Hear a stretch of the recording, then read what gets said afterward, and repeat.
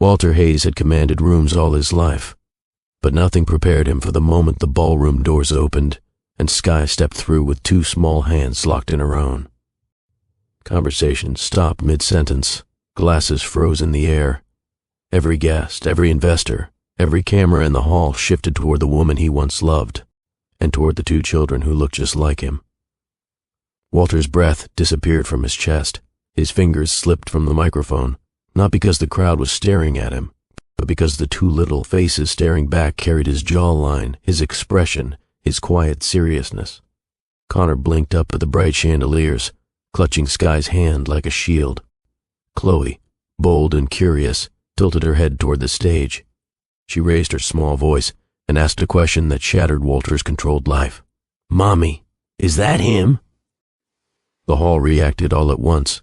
Gasps, whispers, nervous laughter, like the entire place had been waiting for something shocking to happen, but not this. Walter's world, built on order and distance, cracked open. The one woman he never stopped thinking about was standing feet away, and the two children whose existence he never imagined were suddenly close enough to touch. It was the kind of moment that forces a man to confront everything he tried to outrun, his choices, his fears, and the love he buried under ambition. But this wasn't just a scandal. This was the start of a truth he could no longer avoid. Before the security team, the board members, the phones, and the cameras turned this into chaos. Walter whispered the only words his throat could form. "Skye, those children, are they?" Skye met his eyes, steady and calm. "Walter, take a good look." The entire gala held its breath. Powerful lessons come wrapped in unforgettable tales. If you're new to this family, thank you so much for joining us. Please hit the subscribe button, because it truly helps us share more stories like this across YouTube. And don't forget to like and comment. It pushes the story out to more amazing viewers just like you. Walter Hayes had spoken at dozens of tech galas in New York, but tonight was supposed to be his most polished moment yet. The night his board introduced a major international partnership. The night journalists would quote his lines. The night investors waited to hear what the untouchable CEO had to say about the future of his global company. From the stage, he maintained that familiar, reserved expression he was known for. Sharp suit, steady hands, voice controlled, almost clinical. He looked like a man carved from precision. Nothing about him suggested he was seconds away from losing every ounce of balance he'd ever had. "Ladies and gentlemen," Walter said into the mic, "our next chapter is built on—" He didn't finish. A faint shift in the room pulled his attention toward the back. Cameras tilted, heads turned. The sound of heels striking the marble floor echoed through the hall with steady confidence. It wasn't loud, just sure. Sure enough to freeze Walter in place before he even saw her. Then he saw her. Skye. He didn't think her name often. He avoided it because the memories were too sharp. But the moment she appeared in the doorway, everything inside him reacted at once. His heartbeat stumbled, his breath tightened, his mind emptied so suddenly that the microphone slipped slightly in his hand. But Skye wasn't alone. She stood just a few steps beyond the tall glass doors, holding the hands of two children. A boy on her right and a girl on her left, both dressed neatly, both small, both wide-eyed as they took in the grandeur of the room, both clearly nervous, clinging to her with trust, both unmistakably carrying Walter's features. The boy, Connor, had the same serious brow Walter often wore when thinking. The girl, Chloe, had his eyes, the exact winter blue shade Walter saw every time he looked in a mirror. Their presence didn't hit him slowly. It slammed into him so hard his voice disappeared. Walter?" a board member whispered from the front row. "Is everything—" But the question dissolved when the man finally followed Walter's gaze. Gasps, murmurs. A startled ripple of sound spread through the hall like a sudden gust. Some guests leaned closer, some whispered behind hands, some raised their phones instinctively before the security team motioned for cameras to lower. Nobody understood what they were seeing, but everyone felt it, including the twins. Connor's little fingers squeezed Skye's hand tighter. He looked from the crowd to the stage with quiet confusion. Chloe, a bit bolder, stood straighter. Her small braid bounced softly as she studied the tall man under the bright lights. The microphone rested uselessly in Walter's grip. He didn't hear the music, the chatter, the clinking glasses, the staff trying to maintain order, all of it drowned behind the rush in his ears. He could only see them. Skye stepped forward again. Her walk was steady, her posture calm, her face unbothered by the hundreds of eyes tracking her every move. She wasn't intimidated. She never had been, even back when she and Walter lived entirely different lives. Detroit had raised her grounded and strong. Whatever storm came her way, she'd always learned to meet it head on. She reached the center of the aisle before she paused, giving the children a reassuring smile. The twins clung close to her, standing half-shielded behind her legs. That was the moment Chloe lifted her chin, pointed straight at the stage, and asked in a clear, innocent voice, "Mommy, is that him?" The words bounced through the hall with shocking clarity. Walter felt his stomach collapse. 100 people turned toward him. Directors, executives, journalists, all trying to read his expression. His board members exchanged glances as if their careers depended on whatever happened next. Skye's eyes didn't leave his face. Walter had never felt so exposed, not even in hostile shareholder meetings, not even in moments he'd been challenged by reporters. Those situations were predictable. This one forced him to confront something he had spent years avoiding, the past and the children in front of him. He stepped away from the podium slowly, barely aware he was moving. His mind worked to form words, but all he managed was, "Skye, what, how?" Her expression stayed calm, but there was something deeper in her gaze. Not anger, not triumph, something steadier, something that said she didn't come here for a spectacle. She came because the truth had finally reached a moment where hiding wasn't an option. Connor leaned slightly around Skye's leg, staring up at Walter with the same quiet seriousness Walter often wore when he was studying a new problem. Chloe watched him with curiosity, as if she could sense something important was happening, but didn't know exactly what it meant yet. When Skye finally spoke, her voice was gentle but impossibly firm. "Walter," she said softly, "take a good look." He did. 5 years of denial, avoidance, ambition, and carefully built emotional distance collapsed all at once. The resemblance was undeniable, not imagined, not questionable, undeniable. Chloe blinked those familiar blue eyes up at him. Connor tilted his head the same way Walter did when confused. It was like watching 2 small mirrors of himself standing in the middle of a ballroom he'd once believed he controlled. No number of speeches, investments, or boardroom victories could prepare him for this. His hand shook slightly at his side, the first true crack in his carefully constructed exterior. Skye continued forward with the twins, guiding them gently until she was just a few feet away. No hostility, no rush, just a quiet resolve that made the entire room go still. Walter swallowed hard. "Skye," he whispered, are Chloe and Connor mine?" The world held its breath. Skye didn't rush to answer. She studied him, not to punish him, but to make sure he actually saw the truth, not just the resemblance, but the reality of what had happened. The reality of what he had missed. When she finally spoke, her voice carried a weight that silenced even the softest whisper in the hall. "Walter," she said calmly, "they've always been your children, whether you were ready or not." The entire room shifted. Some people inhaled sharply. Some placed hands over their mouths. Even the musicians froze mid-note. Walter stared at the twins, then at Skye, then back at the twins again. His chest tightened in a way he hadn't felt in years. A feeling he didn't know how to name because he had spent too long avoiding anything that demanded emotional honesty. For the first time since stepping on stage, Walter felt the ground beneath him tilt. He reached out slightly, not touching, but drawn toward them. Chloe tilted her head again, studying him like she was trying to match the grown man version of a face she'd been born with. Connor whispered, barely audible, "Mom, why is everyone staring at us?" Skye brushed his cheek softly. "Because some truths change everything, baby." Walter closed his eyes briefly, overwhelmed. When he opened them again, Skye was still there, steady, present, unshaken. The twins were still gripping her hands, and every piece of his perfectly structured life felt like it had shifted into something unfamiliar and uncontrollable. But it was real, and it was finally in front of him. Walter stood before them frozen, unable to move, as if time itself refused to continue until he understood the truth standing a few feet away. Yet it wasn't just the shock of seeing the twins that held him still. It was the unmistakable familiarity written across their faces. He didn't need a test. Every instinct, every old memory, every part of him that once loved Sky screamed the same truth. These children were his. But before he could process any of it, a wave of memories hit him, sudden and unforgiving. One look at Sky's steady eyes, and he was pulled backwards into a time he'd spent years trying to forget. Detroit had never looked particularly extraordinary to Walter, not at first.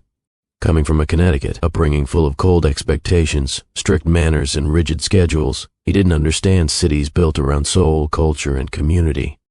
But the first time he saw Sky, she was standing outside a community bookstore, talking to a group of teens about art programs and small business grants. She wasn't trying to impress anyone. She was simply being herself. Confident without arrogance, warm without pretense. When she laughed, the sound carried, pulling attention without demanding it. Walter remembered stopping mid-stride and simply watching her, confused that a stranger could unsettle his usually disciplined mind. His world had always been neat, polished, high pressure, but Sky's world was lived with heart. She treated people with kindness he wasn't used to. She asked questions that forced him to think about more than quarterly results or profit margins. Their first conversation lasted almost an hour, longer than Walter usually allowed himself to spend on anything unrelated to work. She teased him about his stiff posture. He teased her about talking too much. She laughed when he said it because she didn't take herself too seriously. That was the beginning. He fell for her fast but quietly, the way men do when they're afraid to admit it. He remembered driving from Manhattan to Detroit every chance he got, not caring about the mileage or the schedule he would have to rearrange. He remembered the first time she let him meet her family, the first time she dragged him into her grandma's kitchen, the first time he realized love didn't always come polished or rehearsed. Sky taught him how to breathe, how to settle, how to recognize peace, but Walter also remembered the moment it changed, the night he walked away. It happened on a cold evening, when a major partnership at his company was falling apart. His mother had been pressuring him about marriage, but not to Sky, not to a woman from Detroit. She wanted Walter with someone within their circle, someone she could approve. The stress reached him, and instead of confiding in Sky, instead of leaning on the woman who had been nothing but patient with him, Walter shut down. He couldn't explain the fear that crept up his spine every time he thought about a future he couldn't control. He couldn't explain how he'd grown up believing love made men weak. When Sky reached for him that night, he stepped back, emotionally, then physically. Her eyes widened with confusion. She kept asking what was wrong. He kept insisting nothing, but his silence grew heavier until she understood it wasn't a moment. It was a choice he was making. The next day, he drove back to Connecticut. He didn't call, didn't text, didn't return. He convinced himself she'd be better without him, that she deserved stability he didn't know how to provide. That distance would protect them both from the inevitable implosion of his corporate and family pressures. But deep down he knew the truth. He walked away because loving her scared him more than disappointing his mother ever did. Walter didn't know that weeks after he left, Sky stood alone in the tiny Detroit bathroom staring at a positive pregnancy test. She didn't cry. She didn't panic. She didn't think about chasing because she understood something Walter had never grasped at the time. If a man needed to be convinced to stay, he wasn't ready. She didn't block him, didn't change her number, didn't run from the idea of raising kids alone. Sky simply decided to be a mother without bitterness. She leaned on her community, on her church, on her family. She kept working. She kept building her life. She protected the babies growing inside her without ever considering using them as a weapon or a plea. She believed time would reveal what it needed to. And she believed Walter would either come back as a better man or not at all. But she would never force him. As the weight of those memories hit him, Walter felt an ache tighten in his chest. It wasn't just guilt. It was the terrifying realization of what his absence meant, what Sky had endured, what the twins had grown up without. He stepped down from the stage, ignoring the confused looks from investors and board members, because the only thing that mattered now was the truth standing 10 feet away. Sky watched him with a calm expression, not hateful, not angry, but steady, as if she had learned long ago how to stand without relying on him. He approached slowly, cautious not to startle the twins. Connor shifted slightly behind Sky but didn't let go of her hand. Chloe peeked out from her other side, her eyes flicking between Walter and the enormous room around them. Walter stopped a few steps away. Sky. The name came out strained, more breath than voice. She nodded once, a greeting, but also a reminder. She hadn't disappeared. He had. When he finally spoke, his voice cracked. I didn't know, I swear to you. I didn't know. Sky held his gaze without flinching. Walter, I never said you did. He blinked, thrown off balance by how calmly she said it.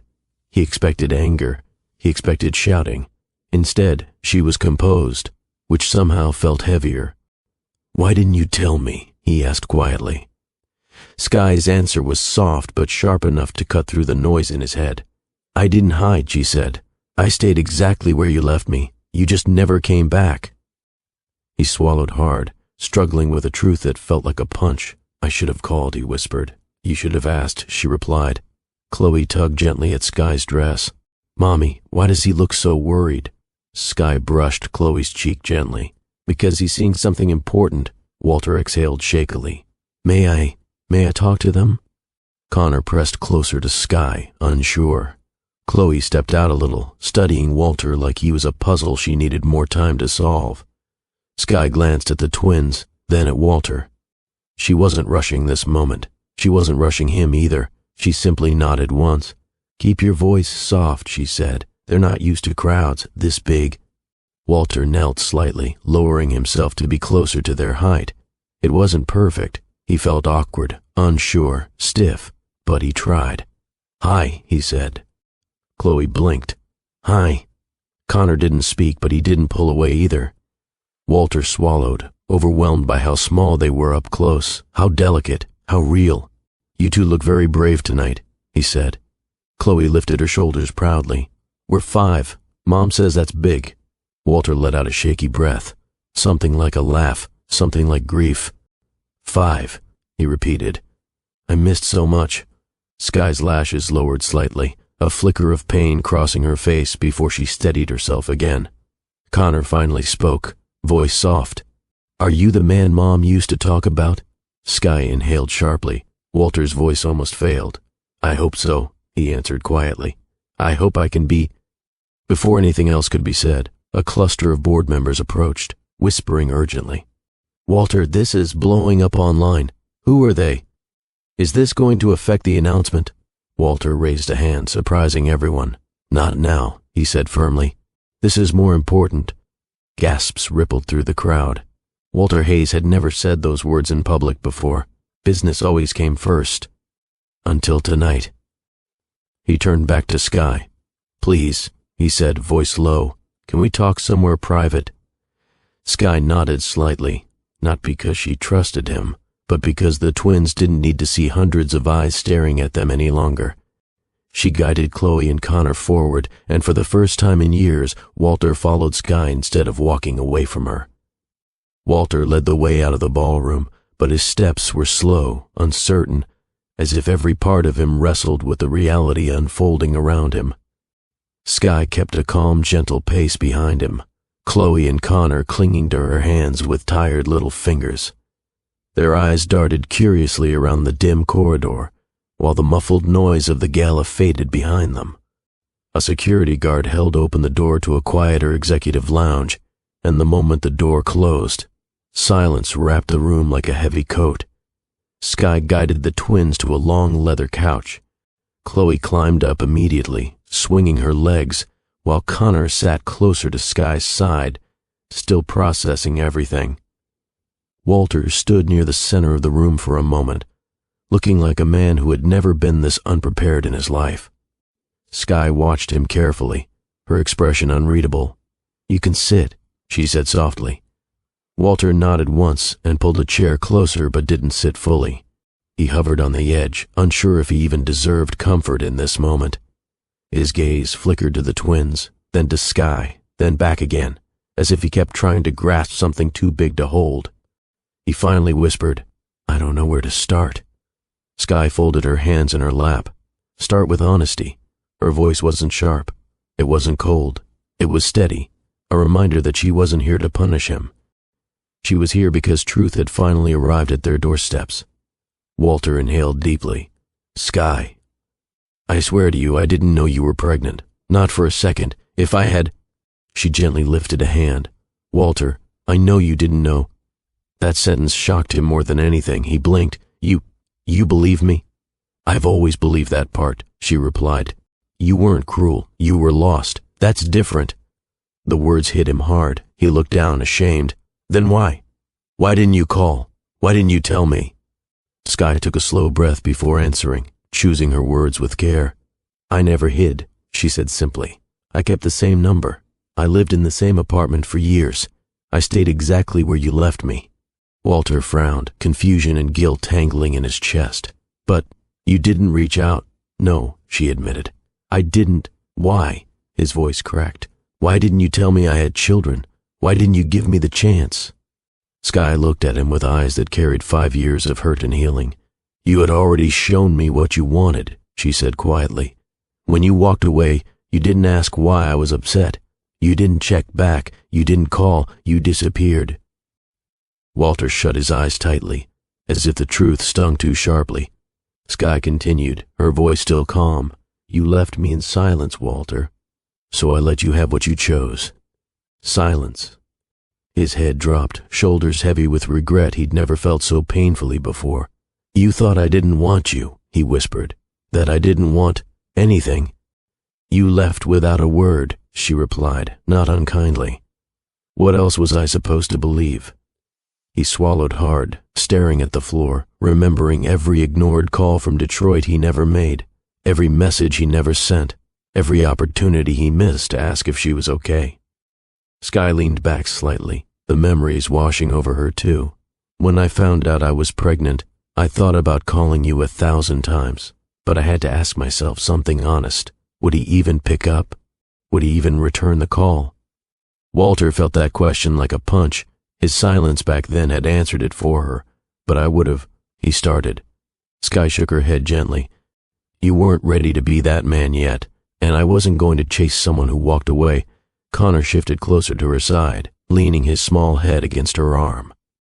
Sky stroked his hair softly. Chloe swung her legs, watching them with big eyes. Walter whispered, I should have tried harder. I should have come back. You could have, she said, but you didn't, and life moved forward. Walter swallowed thickly. I wasn't trying to abandon you, Sky. I just didn't know how to be what you needed. She nodded. And that's exactly why I didn't force anything. I didn't want to raise the twins in conflict or confusion. I didn't want to turn them into a bridge or a plea for attention. She glanced at the kids, her voice softer. They deserved peace. Chloe leaned forward. Mommy, are we talking about us? Sky smiled warmly and brushed the girl's cheek. Yes, baby. Grown-up things. Connor looked up at Walter curiously. Are you sad? Walter blinked several times, caught off guard by the question. He wasn't used to small, honest voices cutting through his defenses. Walter paused, searching for a word he'd never used about himself. Yes, I am. Why? Connor asked. Because I should have been here, Walter said quietly. And I wasn't. Connor looked to Sky as if checking whether that answer was allowed. Sky gave him a tiny nod of reassurance. Chloe looked right at Walter. Did you know about us? Walter shook his head. No, I wish I did. Chloe tilted her head, her small fingers tapping her knee. Mom says people make mistakes but can still learn. Walter smiled faintly. She's right. Sky sat silently for a moment, letting the interaction breathe. Watching Walter try, genuinely try, stirred something conflicted in her chest. Pain didn't disappear overnight, but change had to start somewhere. Walter tried again, his voice steadier. Sky, why did you come tonight? Why now? She held his gaze without flinching. Because I wasn't going to hide forever, she said. The twins started asking questions. They wanted to know where they came from. They deserved answers. Real ones. Walter breathed in deeply, absorbing every word. And, she added, you deserve to know the truth too. Even if it was years late. He stared at her, overwhelmed. Thank you, he whispered, voice barely steady. Thank you for taking care of them. Thank you for being strong when I wasn't. A long silence followed. Then Sky stood up. "Kids," she said softly, "how about we head home? It's been a long night." Chloe hopped off the couch first. Connor slid down after her. They each grabbed Sky's hands again, naturally and instinctively. Walter stood too, feeling strangely afraid to watch them walk away. "Sky, will I see them again?" Sky didn't answer immediately. She studied him, as if searching for genuine commitment behind his eyes. "You can see them," she finally said, "but not on your terms. On the twins' terms." "And mine." He nodded quickly. "Anything. Whatever you need. Consistency," she said plainly. "Not grand gestures, not headlines, just presence." Walter swallowed. "I can do that." Sky turned toward the door, the twins beside her. But before leaving, she glanced over her shoulder and added, "Walter, this doesn't erase the past, but it doesn't close the future either." Walter stood there motionless as the door closed behind them, Sky's words echoing in his mind like a promise wrapped in warning. The next morning arrived without ceremony, without fanfare, just a quiet shift in the Manhattan sky as the sun pushed through the tall windows of Walter's penthouse. He stood in the middle of the living room, staring at the city below, gripping a lukewarm cup of coffee he hadn't touched. His mind kept circling back to the image of Sky walking out of that lounge with. The twins' small hands locked in hers. He hadn't slept. He couldn't. Every time he closed his eyes, he saw their faces. His assistant, who usually entered his home without hesitation, slowed at the doorway. She had worked for Walter for 7 years and had never once seen him out of routine. Walter Hayes was always predictable, disciplined, emotion-free. But the man standing in front of her looked different. "Sir," she asked softly, "you're supposed to be at headquarters in an hour." Walter didn't answer immediately. He kept staring at the skyline, the coffee growing colder in his hand. Finally, he murmured, "Reschedule everything this morning." She blinked, stunned. "Everything?" "Yes." She hesitated. "Sir, there's media outside after last night. They're requesting statements the board wants." "I said reschedule," Walter repeated, this time turning toward her with an expression she had never seen on him before. Not anger, not dismissal, just urgency. She nodded quickly and stepped out, gently closing the door behind her. Walter ran a hand over his face. He wasn't used to feeling unsteady, but the thought that Chloe and Connor had gone home last night, confused, unsure of who he was, that sat on him like a weight. A small sound pulled him from his thoughts, the elevator doors opening. He wasn't expecting anyone. He crossed the room in a few strides, but the doors opened before he reached them. There stood Sky, and the twins. Sky looked cautious, her posture straight, her expression steady. Connor held her right hand, Chloe held the left, both of them glancing around the wide, sleek penthouse with curiosity. Walter froze again, but not like last night. This time it was softer, almost grateful. "Sky," he breathed, "you're here." She nodded. "I didn't want them to feel confused about meeting you. Last night was a lot." He stepped aside quickly. "Please come in." As they entered, the contrast between their Detroit warmth and his cold, minimalist penthouse became immediately visible. The twins looked around, confused by how quiet it was. Connor tugged lightly at Sky's hand. "Mom, why does it sound empty?" Sky gave him a small smile. "Some homes are quiet, baby." Chloe tilted her head at Walter. "Do you even smile?" Walter felt something inside him unraveling. The question hit him harder than any boardroom confrontation. He swallowed and tried, genuinely tried, to smile. The expression came out awkward, stiff, almost painful. Chloe blinked. "That looks like it hurts." Sky covered her mouth to hide a laugh. Walter took a breath, then tried again, this time letting the expression reach his eyes. It wasn't perfect, but it wasn't forced either. Chloe nodded approvingly. "Better." Walter felt something warm in his chest for the first time in years. A moment later, 2 staff members entered quietly with breakfast options.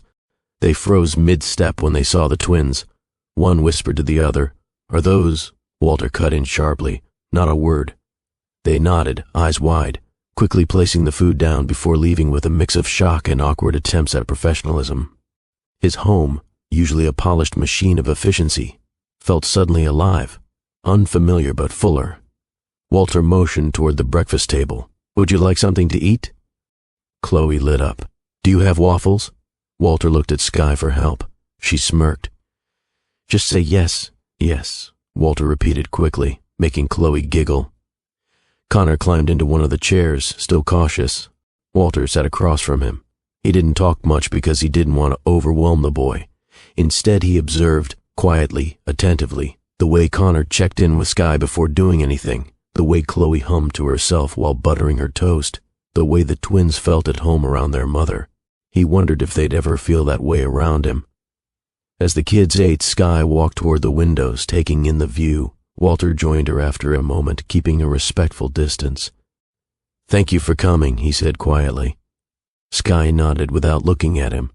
They needed clarity. They needed to see where you live. Does it feel strange? He asked. Being here again? She shook her head slightly. No, you've always lived in a world like this. You never hid that. Walter looked down. It feels too empty. That's because it is, she replied gently. Walter's phone buzzed repeatedly across the room. Sky glanced at it. Is it your team? She asked. Yes, Walter answered. They're worried about the press after last night. For the first time, Walter admitted. I don't care about the press. Yes. He took a slow breath. Right now, all I care about is them. Walter nodded. It is. Can we go see it? Walter looked at Sky. It's up to you, Walter said. I want to spend time with them, but only if you're comfortable. Sky hesitated, studying his face for sincerity. She found no performance, no polished CEO mask, just a man trying, awkwardly, imperfectly, but genuinely. All right, she said. We can walk along the river. Chloe clapped excitedly. Connor simply nodded. Before they could leave, Walter's assistant rushed in. Sir, she said breathlessly, reporters are outside the building. They're asking about the children. Sky stiffened. The twins looked frightened.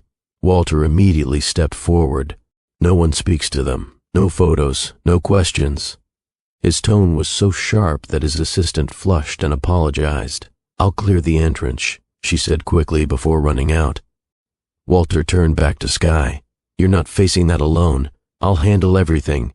Sky studied him for a long moment, then nodded. Good, she said. It wasn't forgiveness. It wasn't trust restored.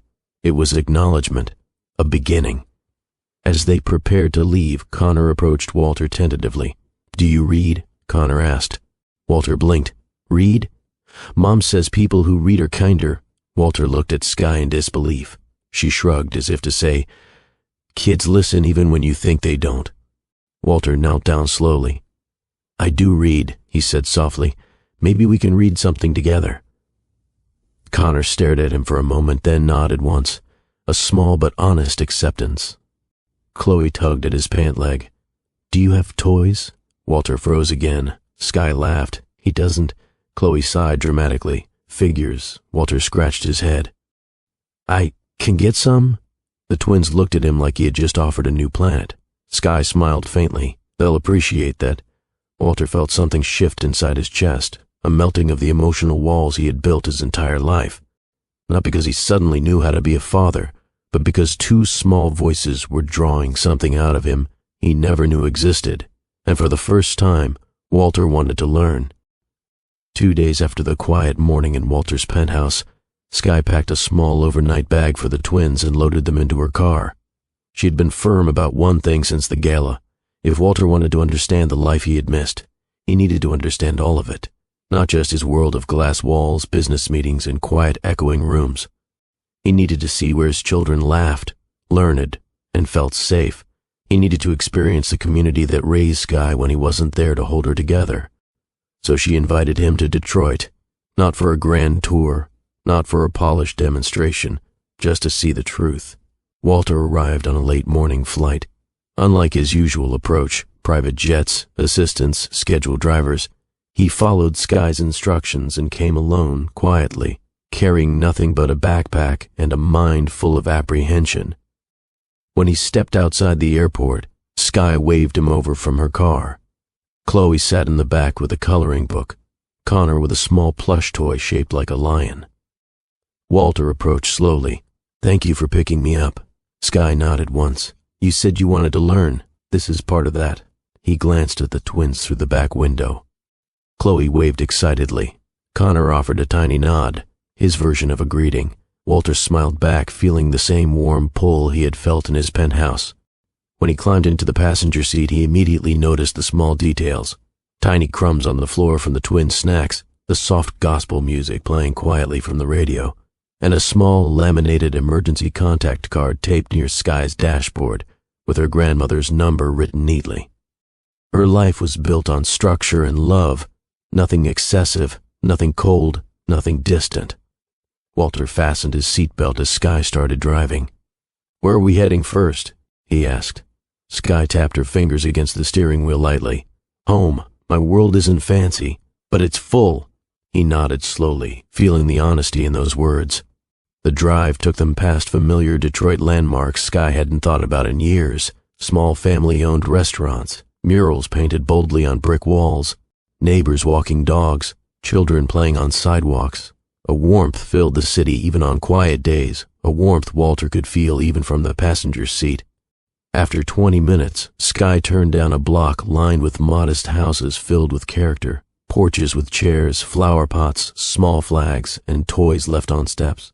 Sky's home sat near the middle of the street, simple, cared for, inviting. Walter stepped out slowly, taking it all in. "This is where Chloe and Connor live," Sky said gently, watching him. "It's different from Manhattan," he admitted quietly. "It's home," she replied. The twins rushed out of the car first.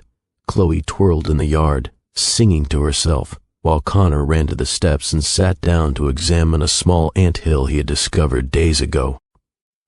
Walter watched them with a softness that surprised even him. Sky opened the door and motioned him inside.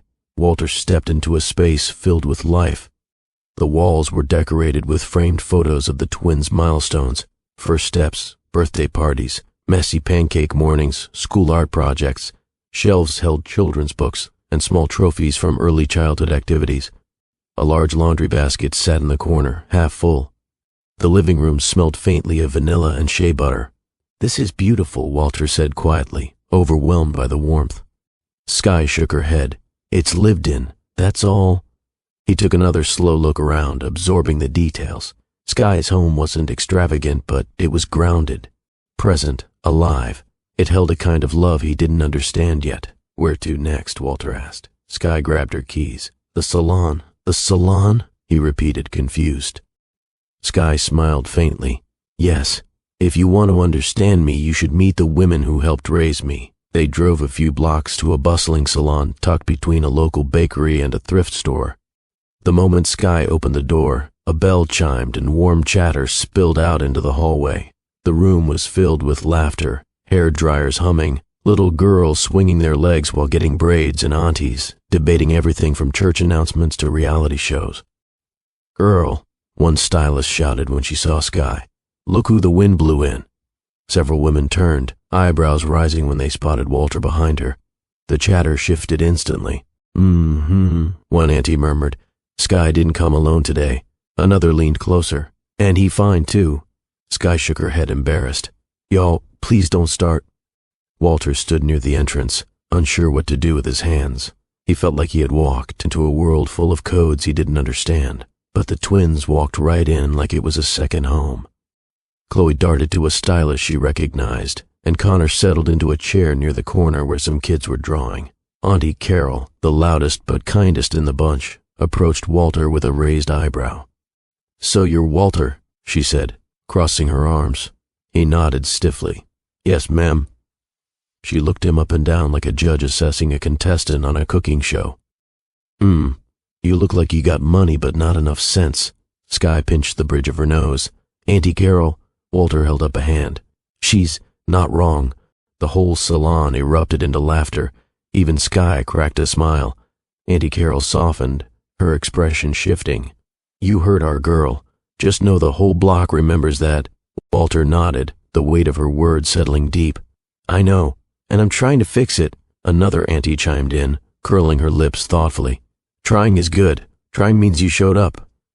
Sky watched him closely, surprised by how well he handled the environment. He wasn't defensive. He wasn't dismissive.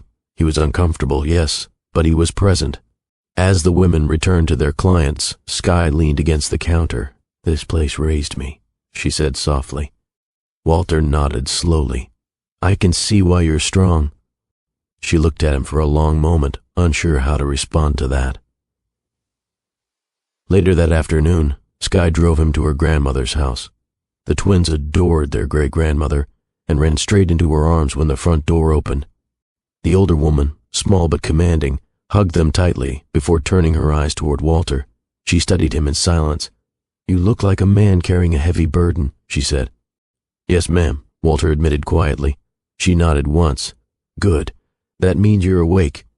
She invited them inside, guiding the twins to the dining table where she had laid out fresh rolls and warm soup. Walter had never been in a place that felt so instantly familiar and comforting. As they ate, Grandma returned to Walter with a directness that cut through any lingering hesitation. "A man who fears love fears living," she said. Walter's eyes lowered. "I know." "No," she corrected. "You're learning, but you don't know yet, not fully." Sky watched him, remembering the times she had cried in this same kitchen, confused and hurt, long before the twins were born. Her grandmother continued, "Love is not fragile. You don't protect it by running from it." Walter nodded slowly, her words sinking deeper than any motivational speech or corporate guidance he had ever heard. After dinner, Sky drove them to the small community center where she volunteered part-time. Kids ran around the open room, laughing, painting, building small STEM kits on tables. Sky had built grants, proposed after-school programs, and helped secure funding for families in need. "This is what I've been doing," she said simply. While raising them, Walter felt something tighten in his chest again. He had spent years building corporations. Sky had spent years building lives, including two he should have known. "You did all this alone," Walter said quietly. "I wasn't alone," Sky corrected. "My community showed up. Detroit showed up." Chloe and Connor ran to join a small group of kids working on a drawing project. The twins blended effortlessly, welcomed immediately. Walter watched them, watched their laughter, their comfort, their confidence, and realized how much of Sky lived in them. They were secure because she had given them a world rooted in love, not wealth. As they walked back to the car, Walter finally asked Sky, "How did you do it? How did you stay so grounded?" She paused beneath the street lamp, the city lights reflecting in her eyes. "Detroit teaches you early," she said softly. "You grow strength here. You grow community here. When you have babies, the entire block becomes family. When you fall, somebody picks you up. When you lose something, people fill in the cracks." Walter looked around, the kids playing, the teens laughing, the neighbors greeting each other, and he understood. "This city raised you," he murmured. "It raised all of us," she replied. He nodded slowly. "And I'm grateful it raised our children." Sky's expression softened slightly, but she didn't respond. Back at home, the twins crawled into their shared floor mat, laughing as they showed Walter their drawings. Connor proudly pointed to a picture he made of a lion, the same stuffed toy he always carried. Chloe showed a bright, colorful page filled with hearts. "This is us," Chloe said. "Me, Connor, Mommy, and you." Walter froze, his breath catching in his chest. "You drew me?" he asked. Chloe nodded. "You're tall," Connor added softly, and lonely. Sky felt her heart clench. Connor crawled into Sky's lap.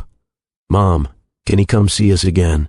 Sky hesitated, not because of fear, but because she knew the weight of that question. Before she could answer, Walter spoke quietly. "I want to come back," he said. "If you'll let me." Sky looked at him, really looked at him, and saw sincerity she hadn't seen before. "We'll see," she said softly. Walter accepted her words like a man accepting a long but hopeful road ahead. The next morning in Detroit began quietly. Soft sunlight filtered through the curtains of Sky's living room, landing across the twins' art supplies scattered over the coffee table. Pencils, crayons, small scissors, stickers, everything the twins loved to wake up to. Connor sat on the rug with his lion plush tucked under his arm, while Chloe lay across her stomach, coloring intensely like the whole world depended on whatever picture was forming under her hand. Walter sat on the edge of the couch, hands loosely folded, doing his best not to intrude. He had arrived early.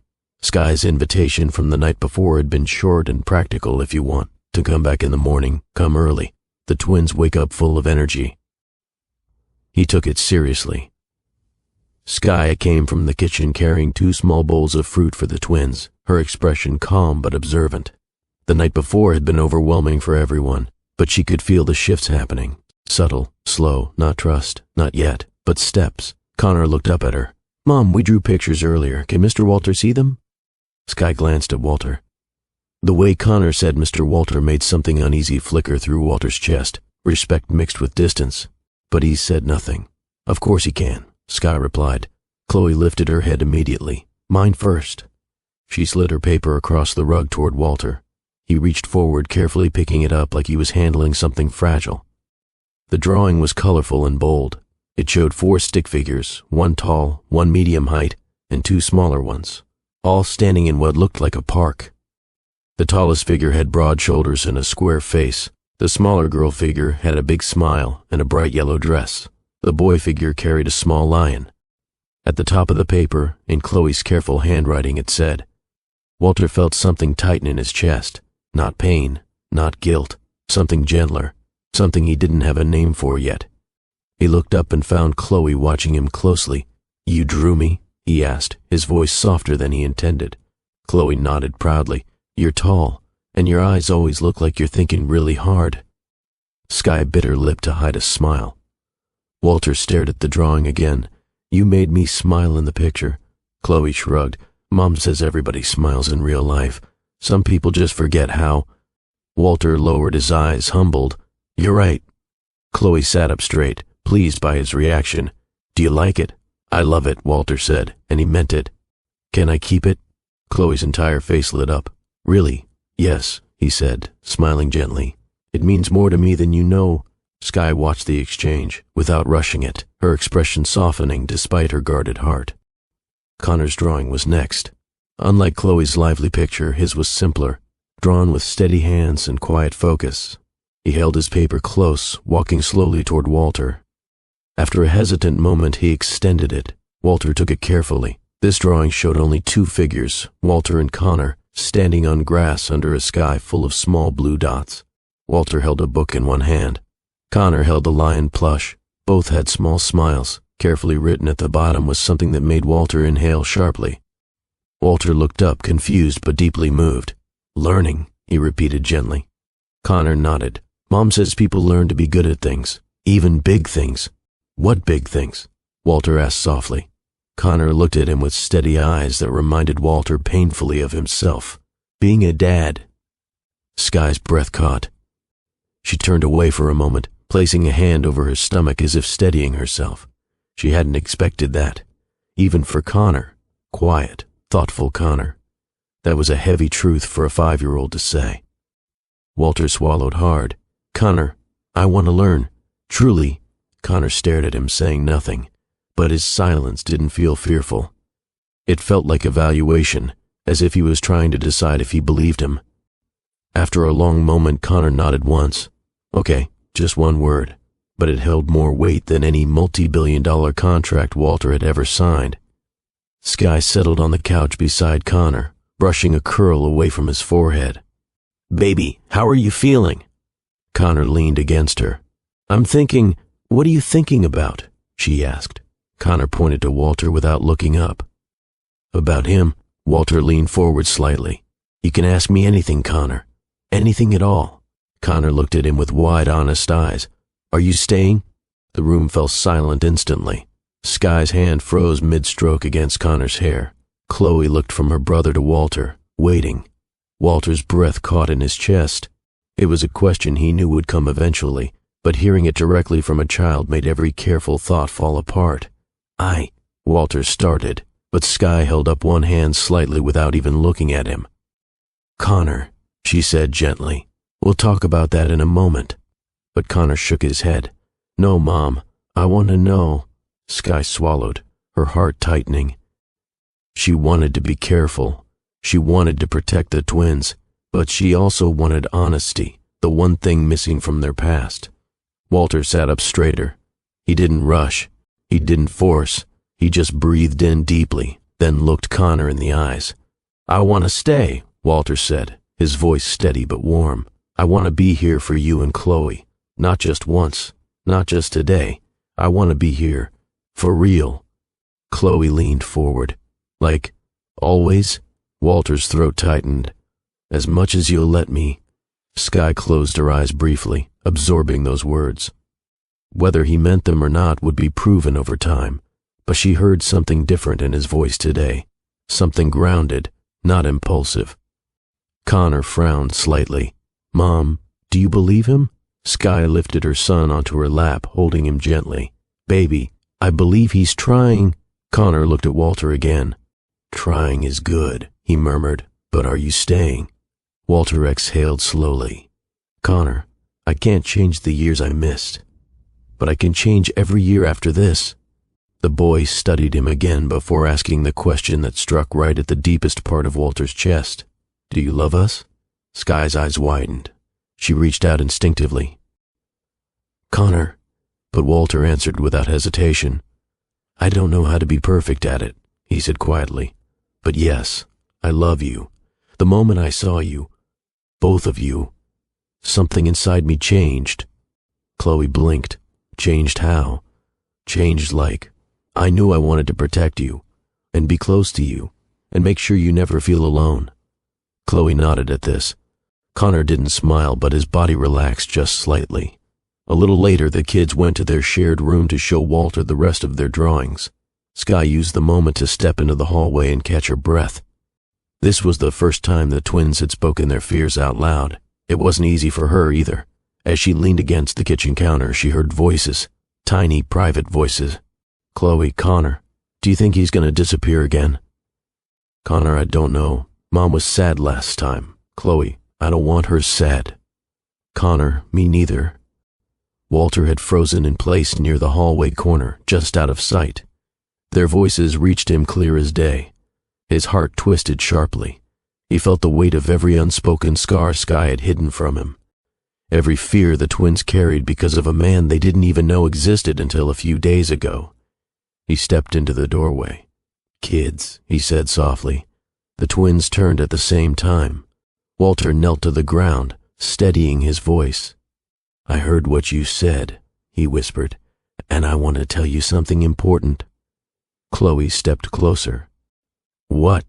I'm not leaving you, Walter said. I'm not running. I'm not disappearing. I'm here now, and I want to be here every day you'll let me. Connor clutched his lion tighter. Every day? Walter nodded. Every day. Chloe looked at Connor, then at Walter. You promise? Walter looked directly into her eyes, then Connor's. I promise, he said. Sky stood behind him silently, her hand pressed over her heart as if steadying the rhythm. It wasn't acceptance yet, but it was the first time she felt the possibility of trust forming again. Slowly, Connor walked forward and rested his lion plush against Walter's knee. You can hold him, he said quietly. Just for today. Walter picked it up carefully, as if touching something sacred. Thank you, he whispered. As afternoon softened into evening, Sky walked the twins to the porch to get some fresh air. Walter followed a few steps behind, watching them sit on the top step with their legs dangling off the side. Sky looked over her shoulder. They're tired. It's been a lot. Walter nodded slowly. Sky, I meant what I said. She studied him for a long moment. Words are one thing, patterns are another. I know, Walter said quietly, but I'm ready to change the patterns. The twins leaned against each other, nearly drifting to sleep as the sun dipped low. Walter stepped forward and whispered, not loud enough for the twins to hear, but loud enough for Sky. I want to learn, if you'll let me. Sky's expression didn't soften fully, but her eyes held something new. Possibility. We'll see, she said. Walter accepted that. For the first time it felt like enough. The day after Walter whispered his promise on Sky's porch, Detroit woke up to another quiet morning. Sky, however, didn't feel quiet.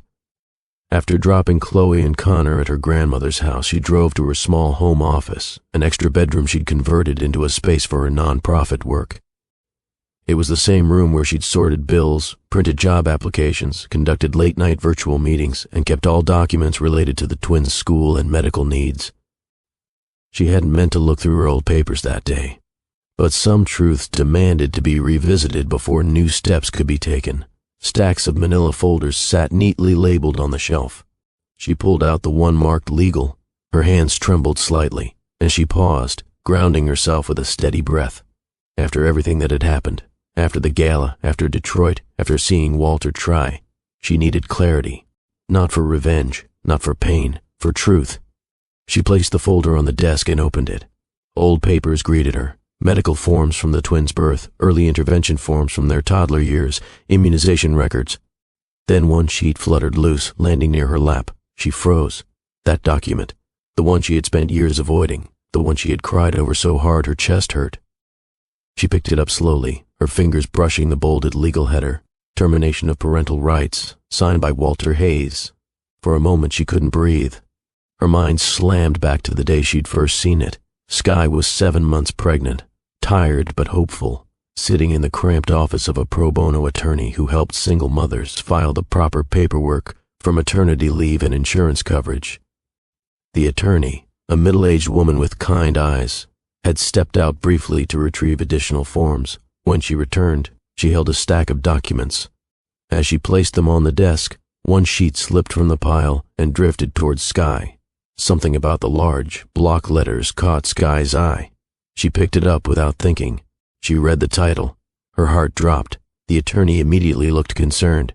"Are you okay?" she asked. Skye stared at the name signed at the bottom of the page, clear as day.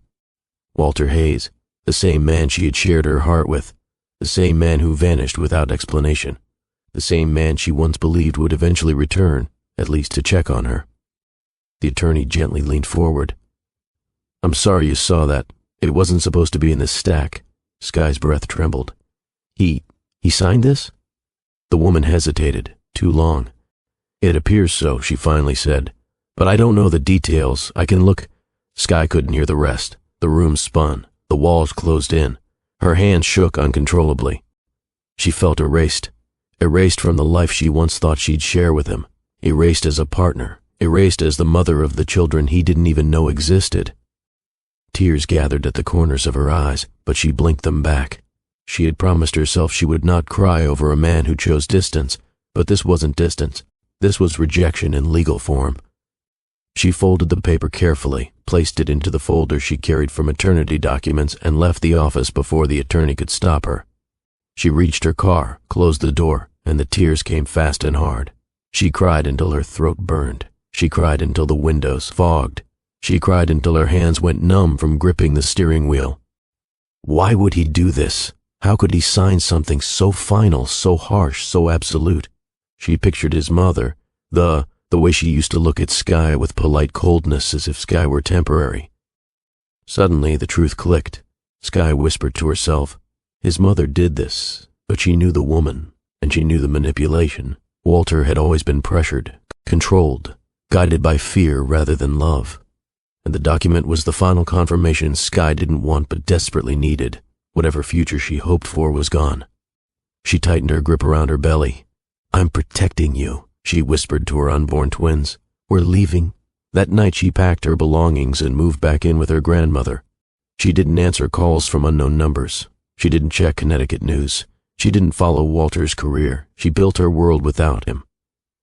Sitting at her desk now, Skye stared at the document again. The paper looked older, edges slightly frayed, but the pain it carried hadn't faded. She wiped a tear before it could fall. Just then her phone buzzed. She didn't answer immediately. Instead, she let it ring twice before picking up. Her voice was steady. "Hello? Skye?" Walter's voice was different today, frayed, breathless. "I need to see you. Something urgent came up." Skye looked at the paper in her hand. "I'm busy right now." "I understand," he said softly, "but please, this is important." She hesitated. "What is it?" Walter took a shaky breath. "I found something about my past, about you, about us." Her spine straightened. "Walter, what are you talking about?" "I know why you left," he whispered. "I know what she did." Skye's fingers tightened around the paper. "Who? My mother?"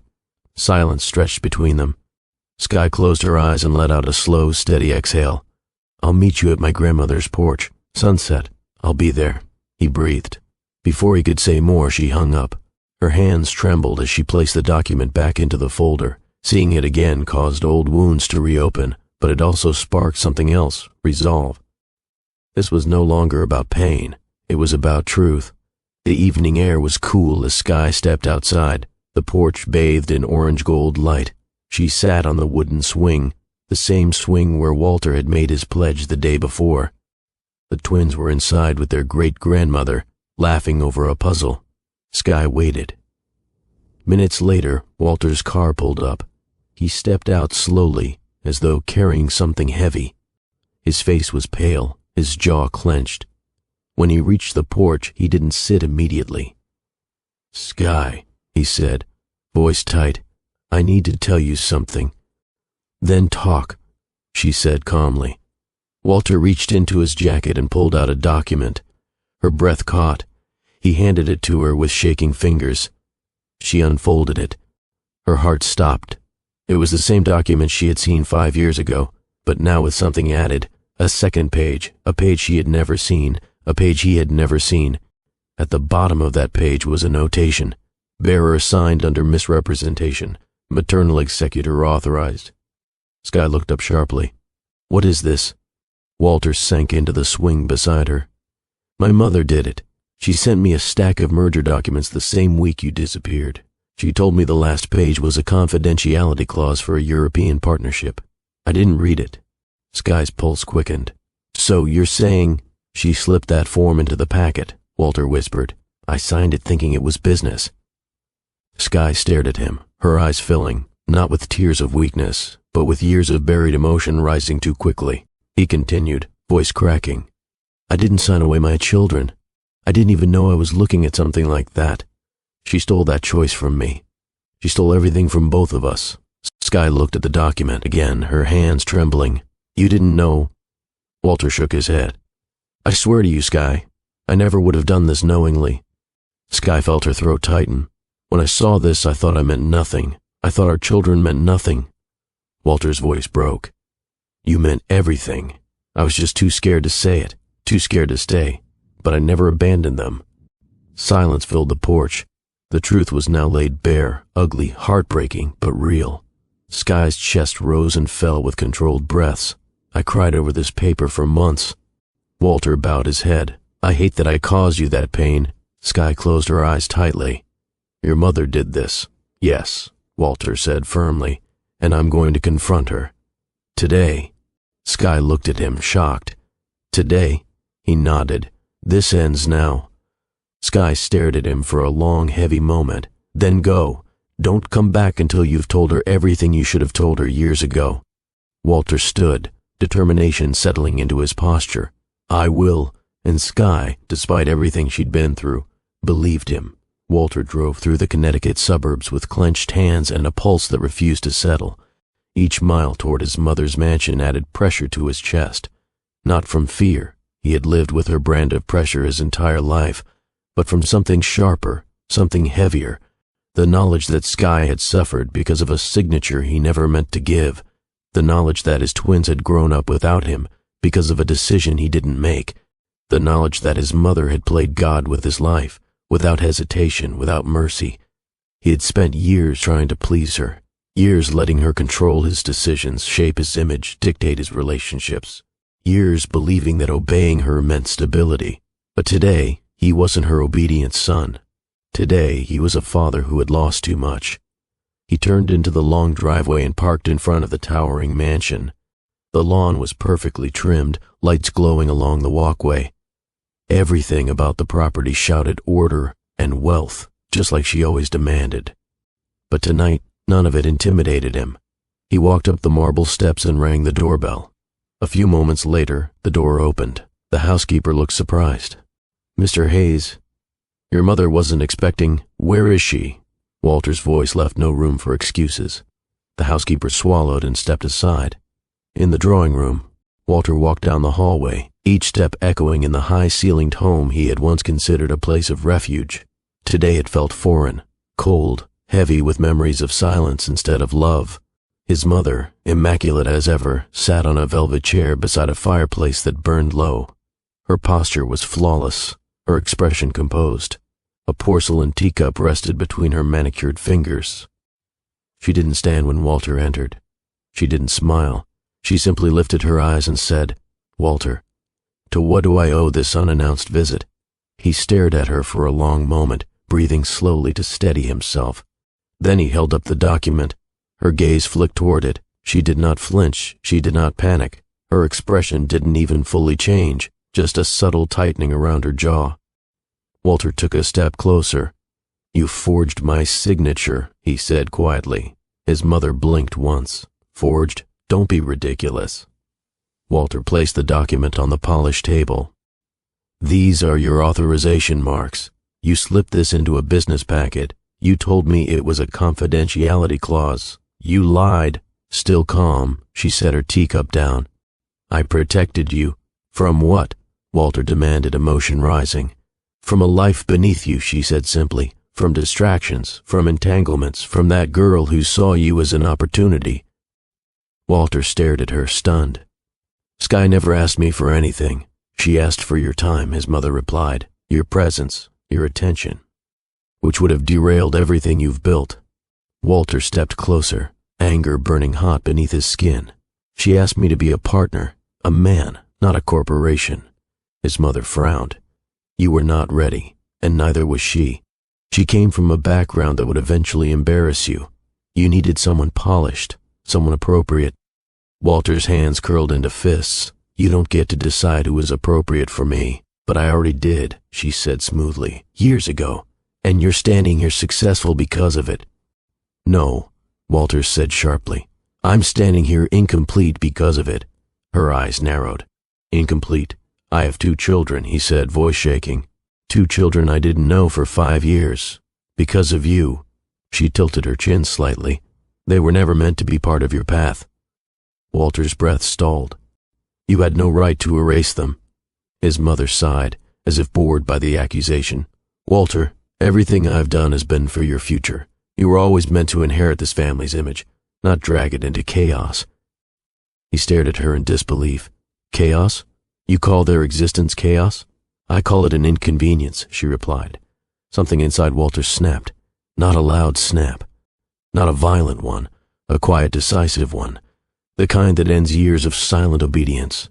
He took a slow breath. "You hurt Sky. You hurt my children. You manipulated me. And you lied." His mother's expression remained unbothered. "You're overreacting." "No," Walter said firmly. "For the first time in my life, I'm reacting correctly." A faint smirk crossed her lips. "So the girl has returned. And now you believe she is worthy of your legacy?" Walter shook his head slowly. "You still don't understand. They're not seeking my legacy.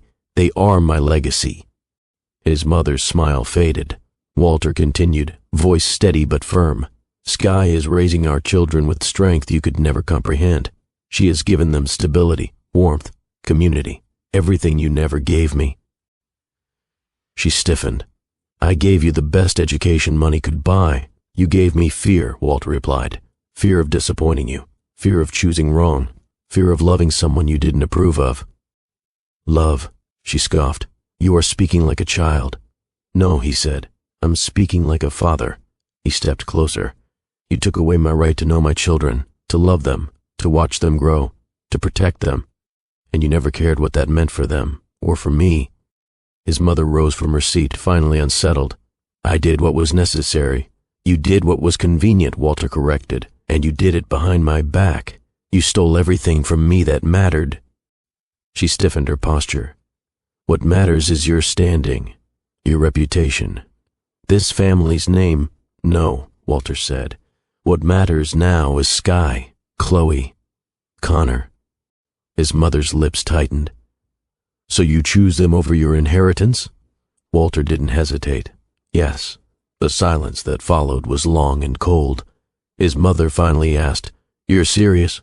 Walter nodded once. "I'm done letting you dictate my life. And what exactly do you intend to do?" she asked. "Fight for my children," he answered. "Fight for the woman you lied to. Fight for the family you tried to erase." She shook her head slowly, almost pityingly. "You're throwing away decades of planning." "No," Walter said. "I'm repairing what you broke." His mother stepped closer, her eyes sharp. "You are making a mistake." Walter lifted the document from the table. "The mistake was letting you interfere." She reached for his arm, but he stepped back. "This was never going to be your future," she said quietly. Walter looked her dead in the eye. "It is now." Without another word, he turned and walked toward the front door. His footsteps were steady, sure, not rushed, not hesitant. Each step felt like peeling away the last remnants of a cage he didn't realize he lived in. His mother didn't follow. She didn't call out. She simply watched her son walk away, something she had never seen him do before. Once outside, Walter inhaled deeply.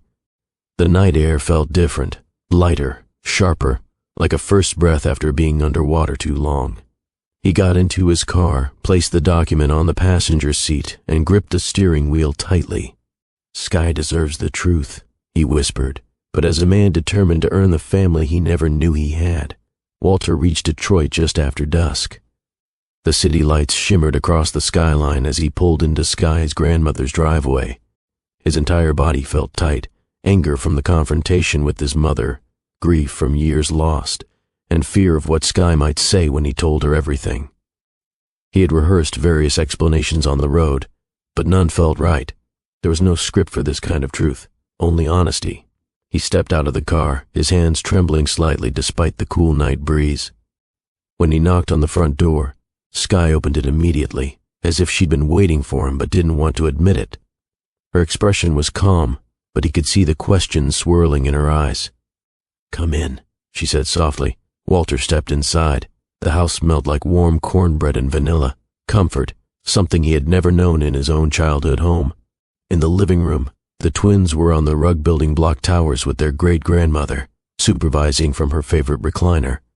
When they saw Walter, Chloe waved, and Connor lifted his lion plush in greeting. Walter smiled gently at them, but Sky touched his arm lightly. "Come to the porch," she said. "We need privacy." He followed her outside. The wooden swing creaked softly as Sky sat down. Walter remained standing for a moment, unsure if he deserved to sit beside her. "You can sit," she said, reading his discomfort. He sat, but not too close. "Not yet." Sky folded her hands in her lap. "You said you wanted to talk. So talk." Walter looked down at the paper in his hand, the paper that had broken her, and took a steadying breath. "I confronted her," he began. "My mother admitted she orchestrated everything. She slipped that document into my business papers 5 years ago. I signed it thinking it was part of a merger." Sky's jaw tightened. She stared straight ahead, as though trying to keep her emotions from spilling too quickly. Walter continued. "She said you were a distraction. She said the twins would ruin my future.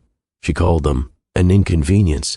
Sky inhaled sharply, but kept her posture controlled. "That sounds like her." Walter looked up at her. "But I'm not defending myself.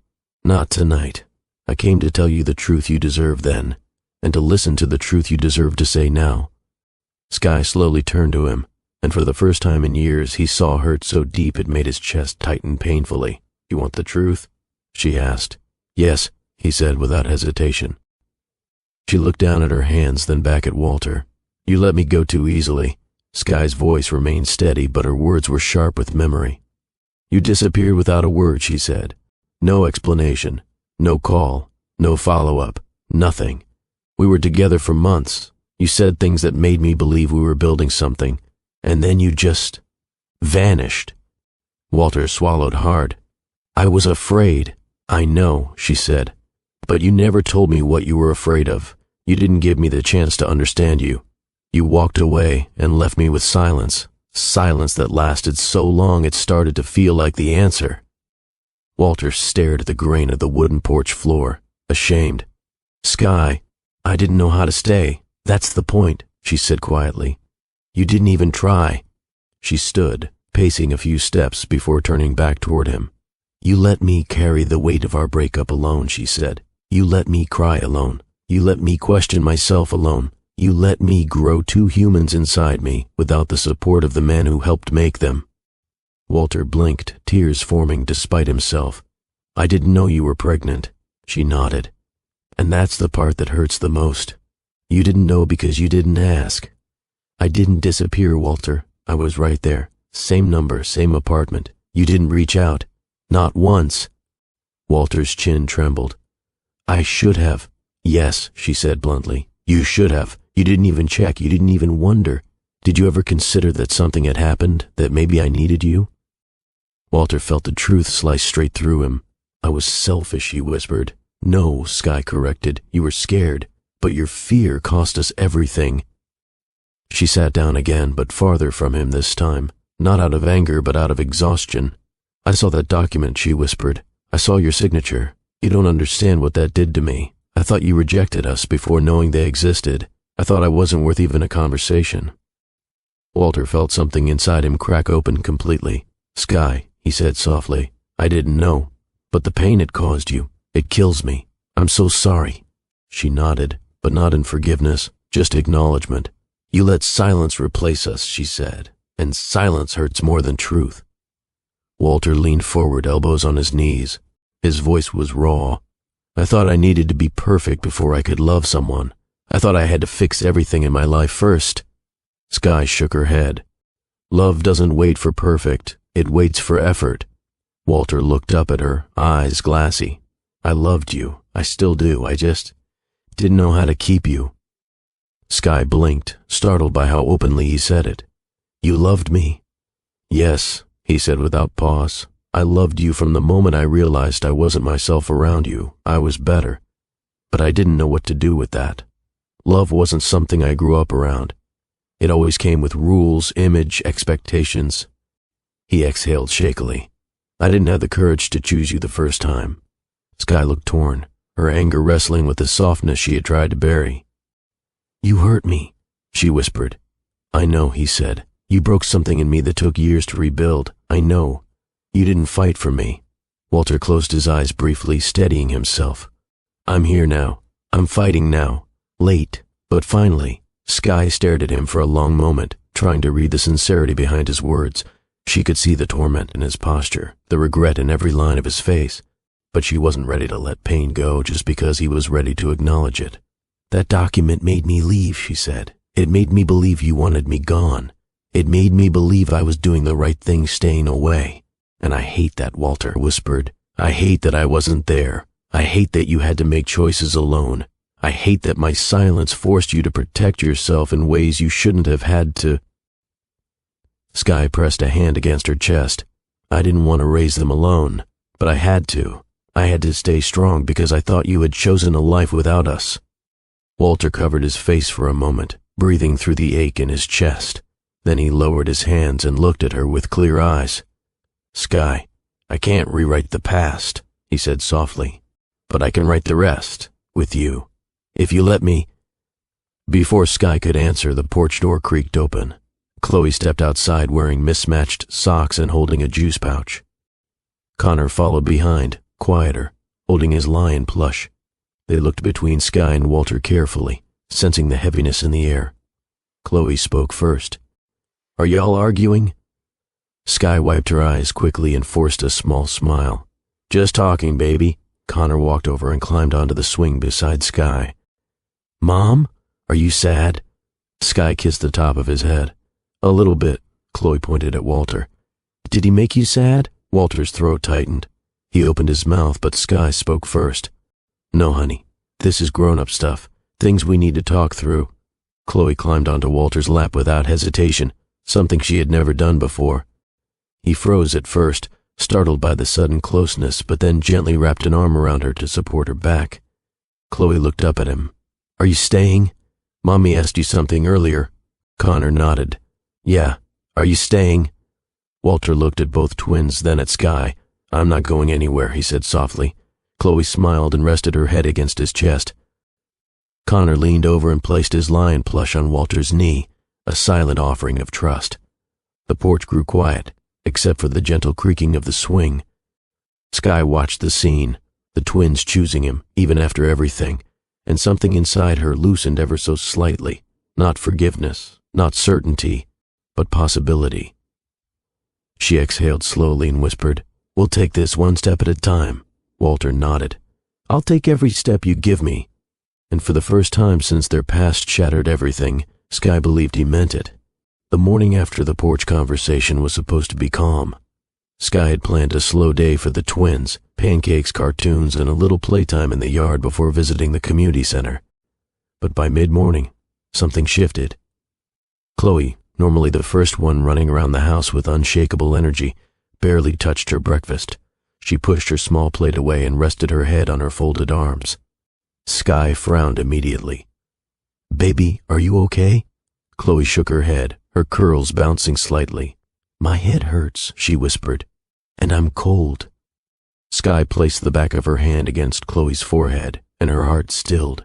She was burning up. "Connor," Sky called gently, keeping her voice steady. "Go get your shoes, okay? We're going out." Connor froze. "Where?" "To get Chloe checked." The boy's eyes widened with fear. Is she really sick?" Before Sky could reassure him, Chloe let out a weak cough and leaned into Sky's arms. Connor's lower lip began trembling, his hands gripping his lion plush tighter. Right on cue, a knock sounded at the door. Walter Sky hadn't expected him this early, but his timing couldn't have been more critical. She opened the door quickly, and his expression shifted instantly the moment he saw her cradling Chloe. "What happened?"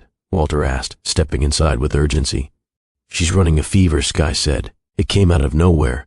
Without hesitation, Walter placed one hand on Chloe's forehead. The warmth radiating from her skin sent a bolt of fear through him. "We need to go," he said firmly. "No." Sky nodded. "I'll grab her bag." But before she could turn, Chloe let out a soft whimper, one that made both parents stop. "Cold," she whispered. Walter immediately peeled off his jacket and wrapped it around her small shoulders. Then, in a single fluid motion, he scooped her into his arms, cradling her against his chest with a gentleness Sky had never seen from him before. Connor's panic spiked the moment he saw his sister being carried away. Mommy, what's wrong with her?" Sky knelt quickly and pulled Connor close. "She's okay, baby. She just needs a doctor." Connor shook his head violently. No, Mom, she's really hot. What if? Walter knelt beside him, still holding Chloe securely.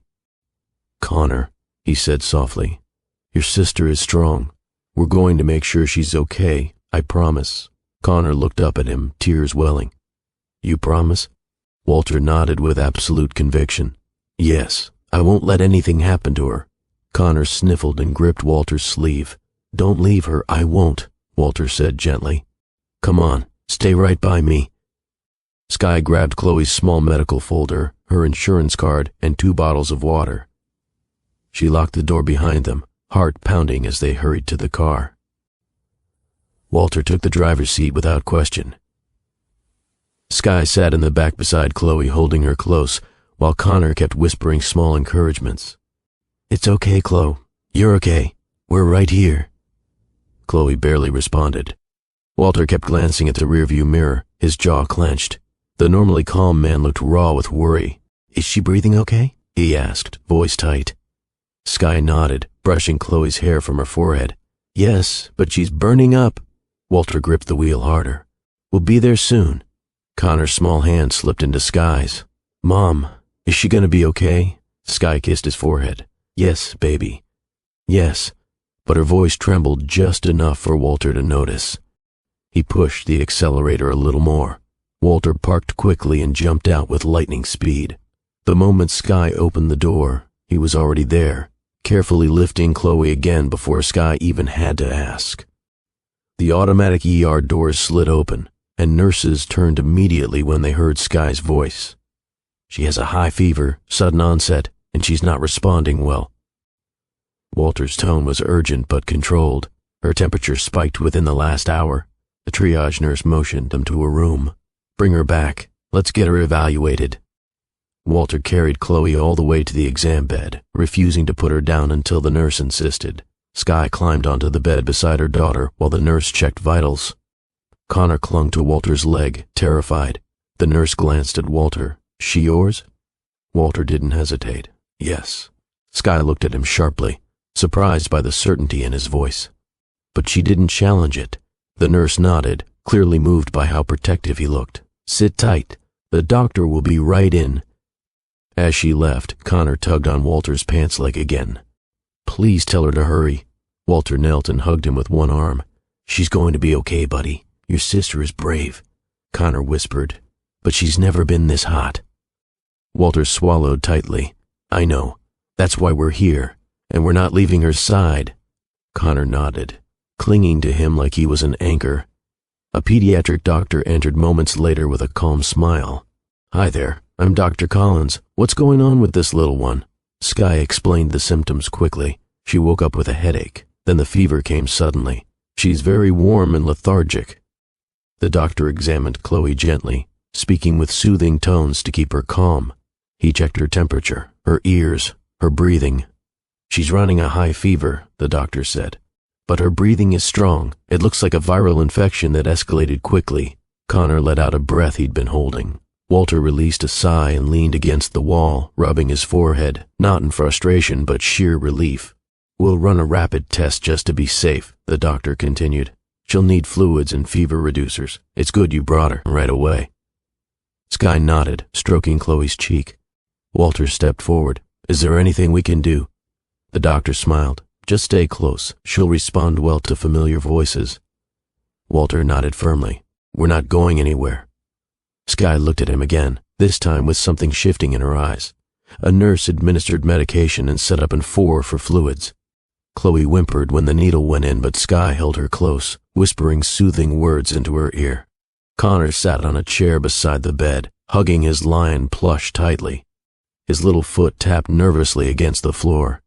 Walter paced for a few minutes before forcing himself to stop. He didn't want to make the kids more nervous. "Walter," Skye said softly, "sit. Please." He listened immediately and sat beside Connor. "Do you want to sit with her?" Skye asked. Walter blinked, surprised. "If that's okay with you." Walter moved carefully to the other side of the bed and placed his hand near Chloe's small fingers. After a moment, Chloe's hand twitched, then curled gently around 2 of his fingers. Walter froze. Skye noticed, Connor noticed, and that moment, the small, soft grip of a sick child seeking comfort did something permanent to him. He lowered his head, whispering, "I'm here, Chloe. Daddy's here." Despite being feverish and half asleep, Chloe made a tiny sound of recognition. Skye's breath caught. This wasn't the cold CEO she once knew. This wasn't the scared young man who ran from vulnerability. This was someone new, someone present. Hours passed. The ER lights dimmed as night settled. They stayed together the entire time. Connor eventually climbed up beside Skye and fell asleep with his head in her lap. She stroked his back gently, keeping him calm. Walter remained beside Chloe, holding her hand and occasionally brushing her curls back from her face. He didn't leave for water. He didn't check his phone. He didn't step into the hallway to breathe. He stayed. Even the nurses noticed. One whispered to another, "He's really attentive." Rare to see a dad this focused. Another replied, "You can tell he's scared, but he's handling it well." Skye heard both comments, not because she was eavesdropping, but because everything in the small room carried clearly through the quiet. She watched Walter in silence, absorbing the transformation she was witnessing. This was not guilt-driven desperation. This was love in motion, the kind she once hoped he'd grow into. Now he was doing it without being asked. Just after midnight, the doctor stepped back in with results. Walter straightened instantly. "Good news," the doctor said warmly. "It's a viral fever, no complications. Her temperature is already coming down because of the medicine." Skye let out a long breath of relief. Connor stirred awake, looking around. "She's okay?" The doctor smiled. "She's going to be just fine." Walter closed his eyes briefly, as if thanking every force in the universe. The doctor continued, "I'd recommend she rest, stay hydrated, and keep taking fever reducers. You all did the right thing, bringing her in quickly." "Thank you," Walter said, his voice steady again. The doctor left, and the room grew calm. Skye looked at Walter across the bed, their daughter sleeping peacefully between them. "Thank you for showing up," she whispered. Walter met her eyes. "Thank you for letting me." She nodded slowly. "You did good tonight." Walter exhaled softly. "I'd do anything for them." Skye studied him quietly, absorbing the truth of his words. For the first time since the gala, she let herself believe. He meant it. Sunday morning arrived softly, as if Detroit itself knew the family needed a gentler start.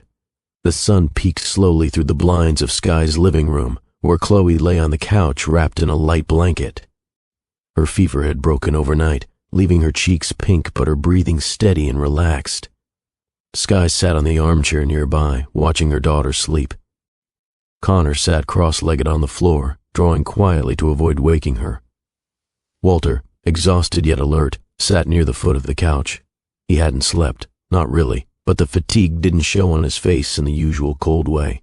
Instead, he looked softened by worry, humbled by the night, grounded by the weight of responsibility he finally understood.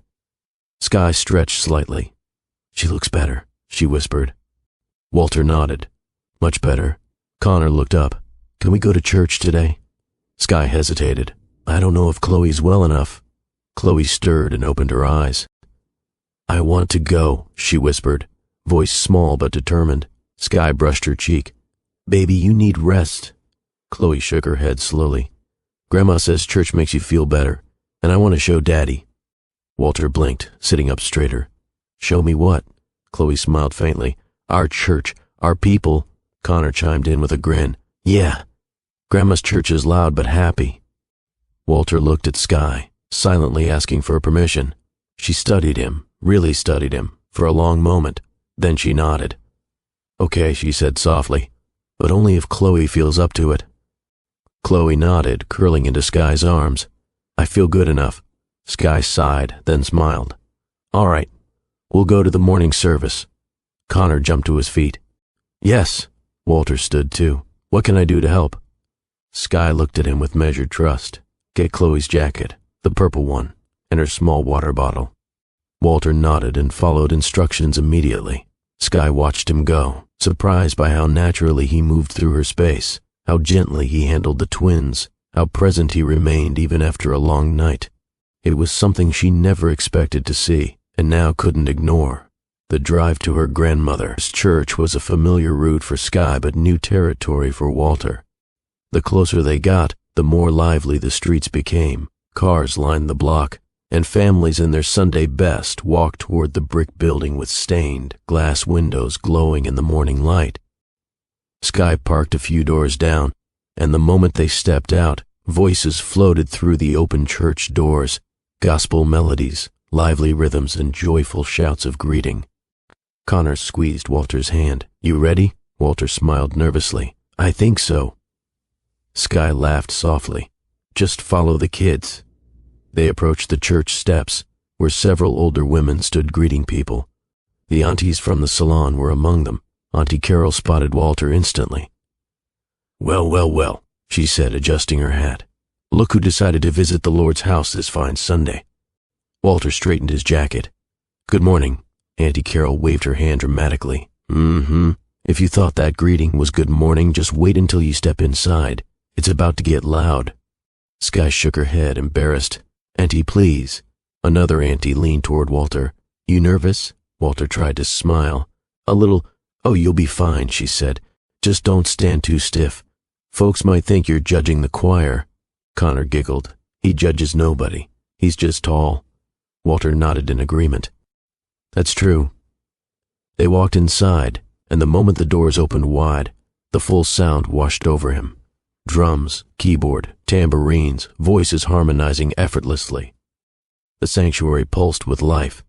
Sky's grandmother sat in the second row, beaming when she saw the twins. "My babies!" she called, waving them over. Chloe ran into her arms, looking much stronger than the night before. Connor followed behind, proudly holding his lion plush.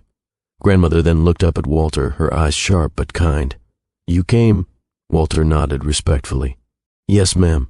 Auntie Carol elbowed another auntie. "He's polite too. Surprise, surprise." Walter chuckled under his breath. Sky stood beside him, whispering, "They're going to test you all morning." "I figured," he replied. The choir started with a lively song, and the entire church clapped in rhythm. People swayed side to side, singing loudly and freely. Sky moved naturally with the beat, and the twins joined right in. Grandma clapped with joyful force, eyes closed. Walter, Tried. He clapped. At least he attempted to. His timing was wildly off, too late on some beats, too early on others. Connor looked at him and whispered loudly, "Daddy, you're doing it wrong." Sky covered her mouth to stifle a laugh. One of the aunties behind Walter tapped his shoulder. "Baby, just watch the drummer, let him guide you." Walter nodded seriously and stared at the drummer like he was studying stock charts. He tried again. Still off. Connor patted his leg.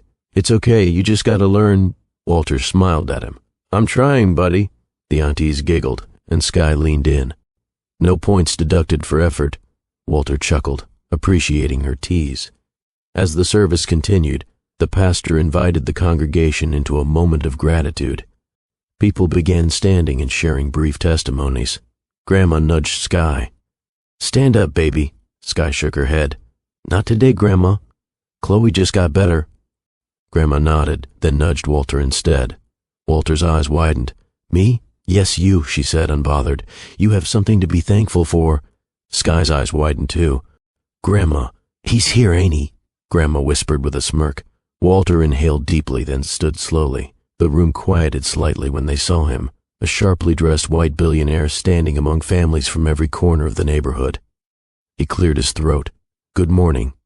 A few people responded warmly, "Good morning." Walter continued, voice steady.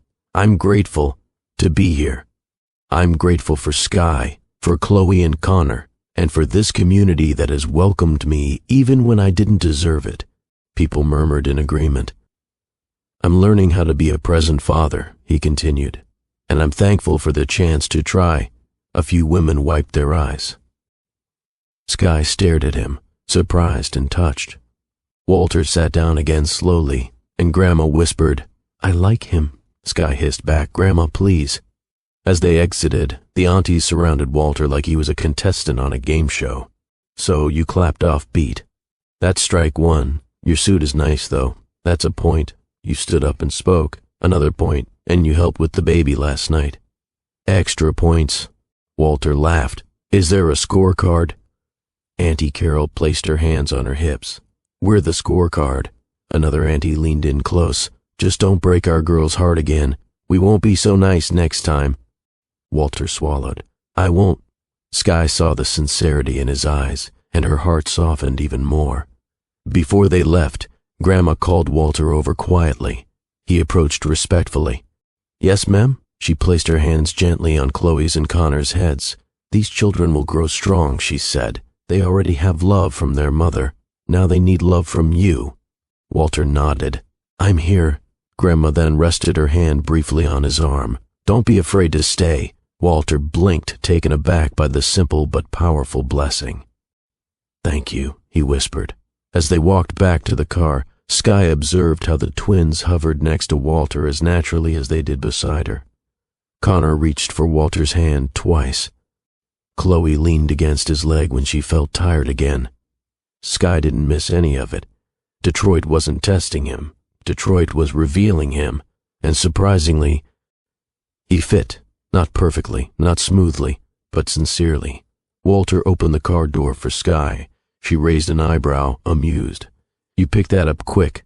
"I'm learning," he said simply. Sky smiled faintly. "Good." As Walter buckled Chloe in, she whispered, "Daddy, you clap funny." Walter chuckled. "I know. We'll teach you," she promised. "And I'll practice," he replied.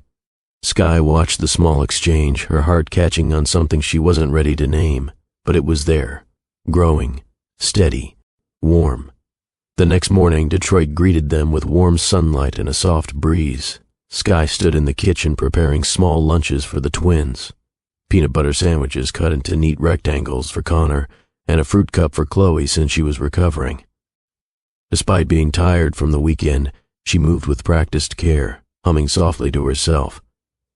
The house felt different this morning, not heavy, not tense, different in a way Sky hadn't felt in 5 years. Walter was there, not as a visitor, not as an intruder, but as someone steady, present, and attentive. He was at the small table in the living room helping Connor tie the laces on his sneakers incorrectly for the 3rd time. "No, Daddy," Connor said patiently, pointing at the twisted knot. "You looped it backwards again." Walter frowned. I don't understand how a 5-year-old can do this better than a grown man. Connor shrugged proudly. Mom taught me. Walter laughed. A genuine one. That explains it. Chloe giggled from the couch, wrapped in her blanket as she colored slowly. Still recovering, but better by the hour. Sky watched the three of them quietly for a moment before clearing her throat.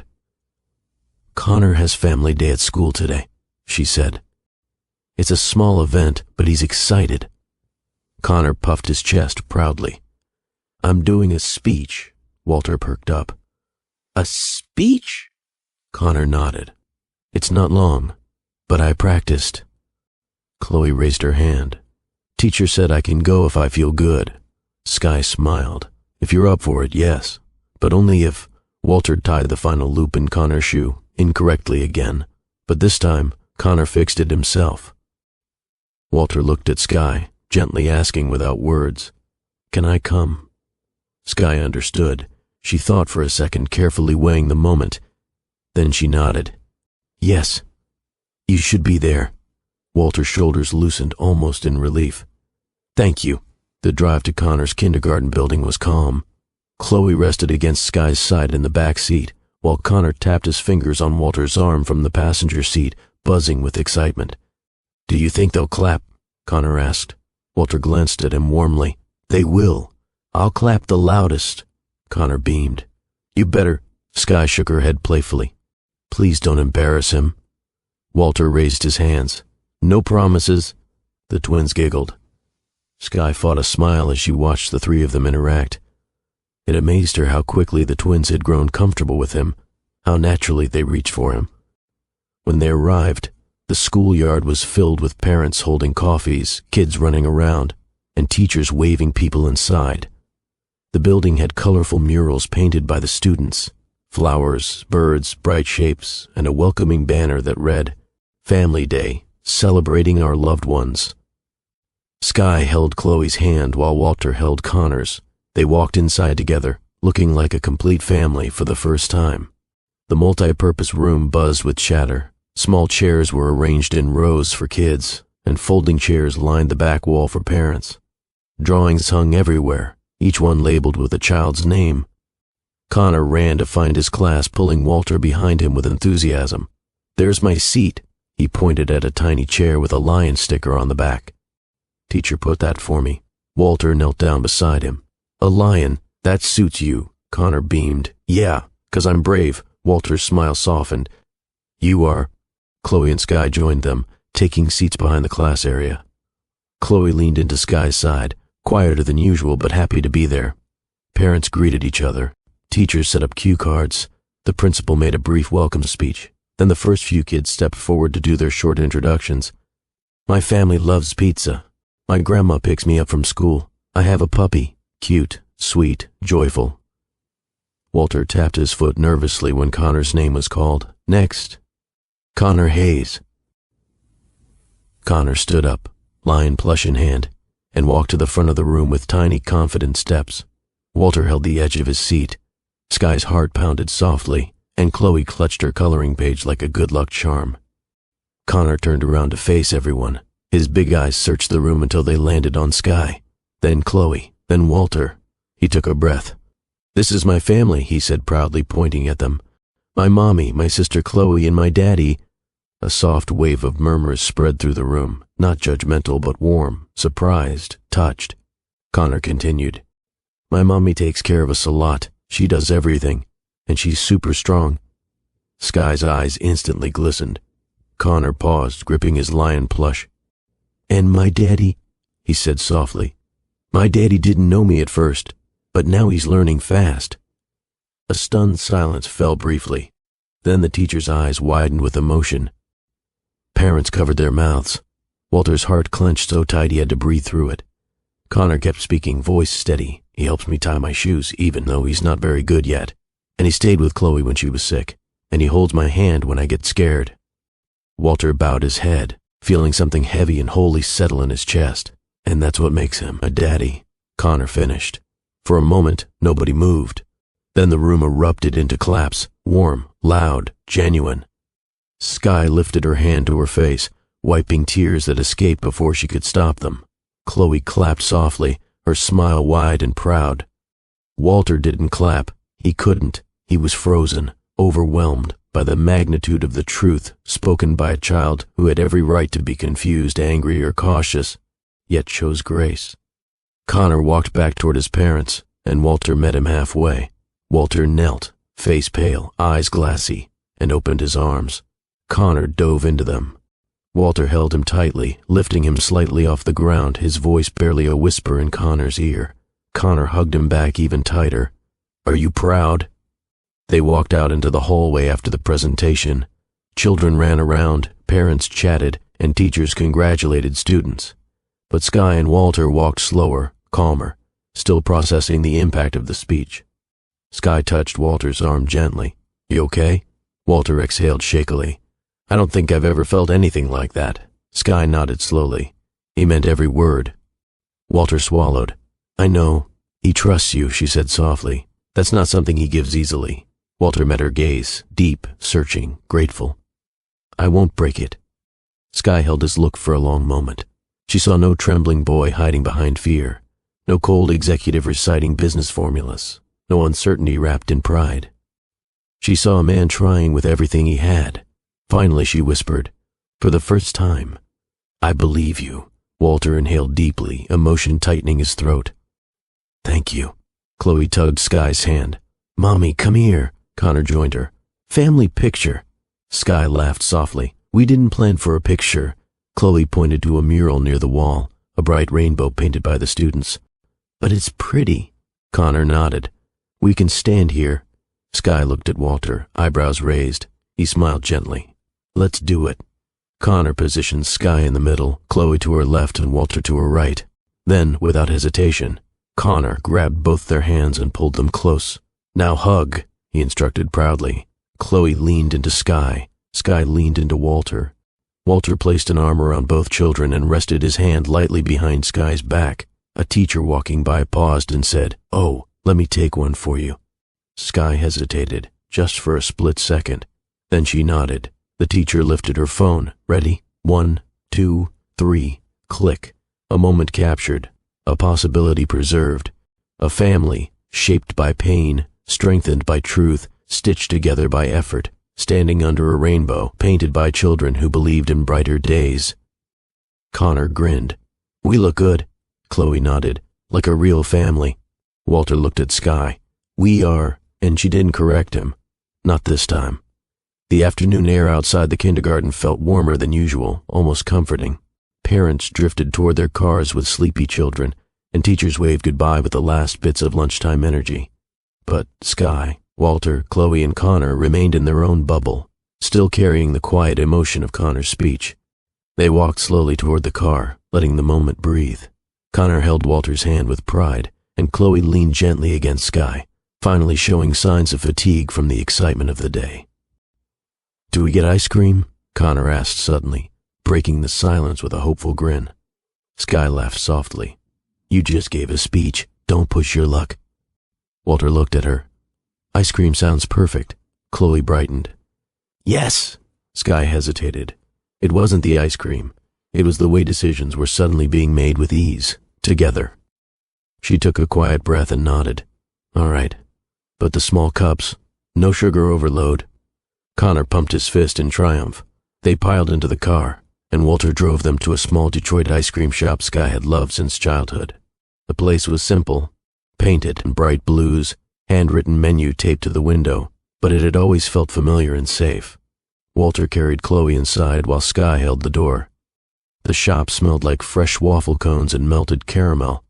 The owner recognized Sky immediately. "Haven't seen you in a minute," he called out. Sky smiled. "Life, you know." His eyes shifted to the twins. "These must be your babies." Sky nodded. "Yep." Then his attention moved to Walter, who stood behind her with a careful, almost protective posture. "And this must be..." Walter stepped forward. "I'm Walter." The owner nodded politely. "Good to meet you." Sky felt the tension float just briefly in the room, not awkward, but new. Once the twins had their cups and settled into a booth, Sky realized Walter wasn't eating. He stood for a moment, staring out the window, deep in thought. "Hey," she said quietly, "you good?" Walter turned slowly, his face unreadable. Sky, there's something I need to talk to you about. Her shoulders stiffened instantly. Okay, what is it? Not here, he said gently. Can we talk at the house? Sky studied him.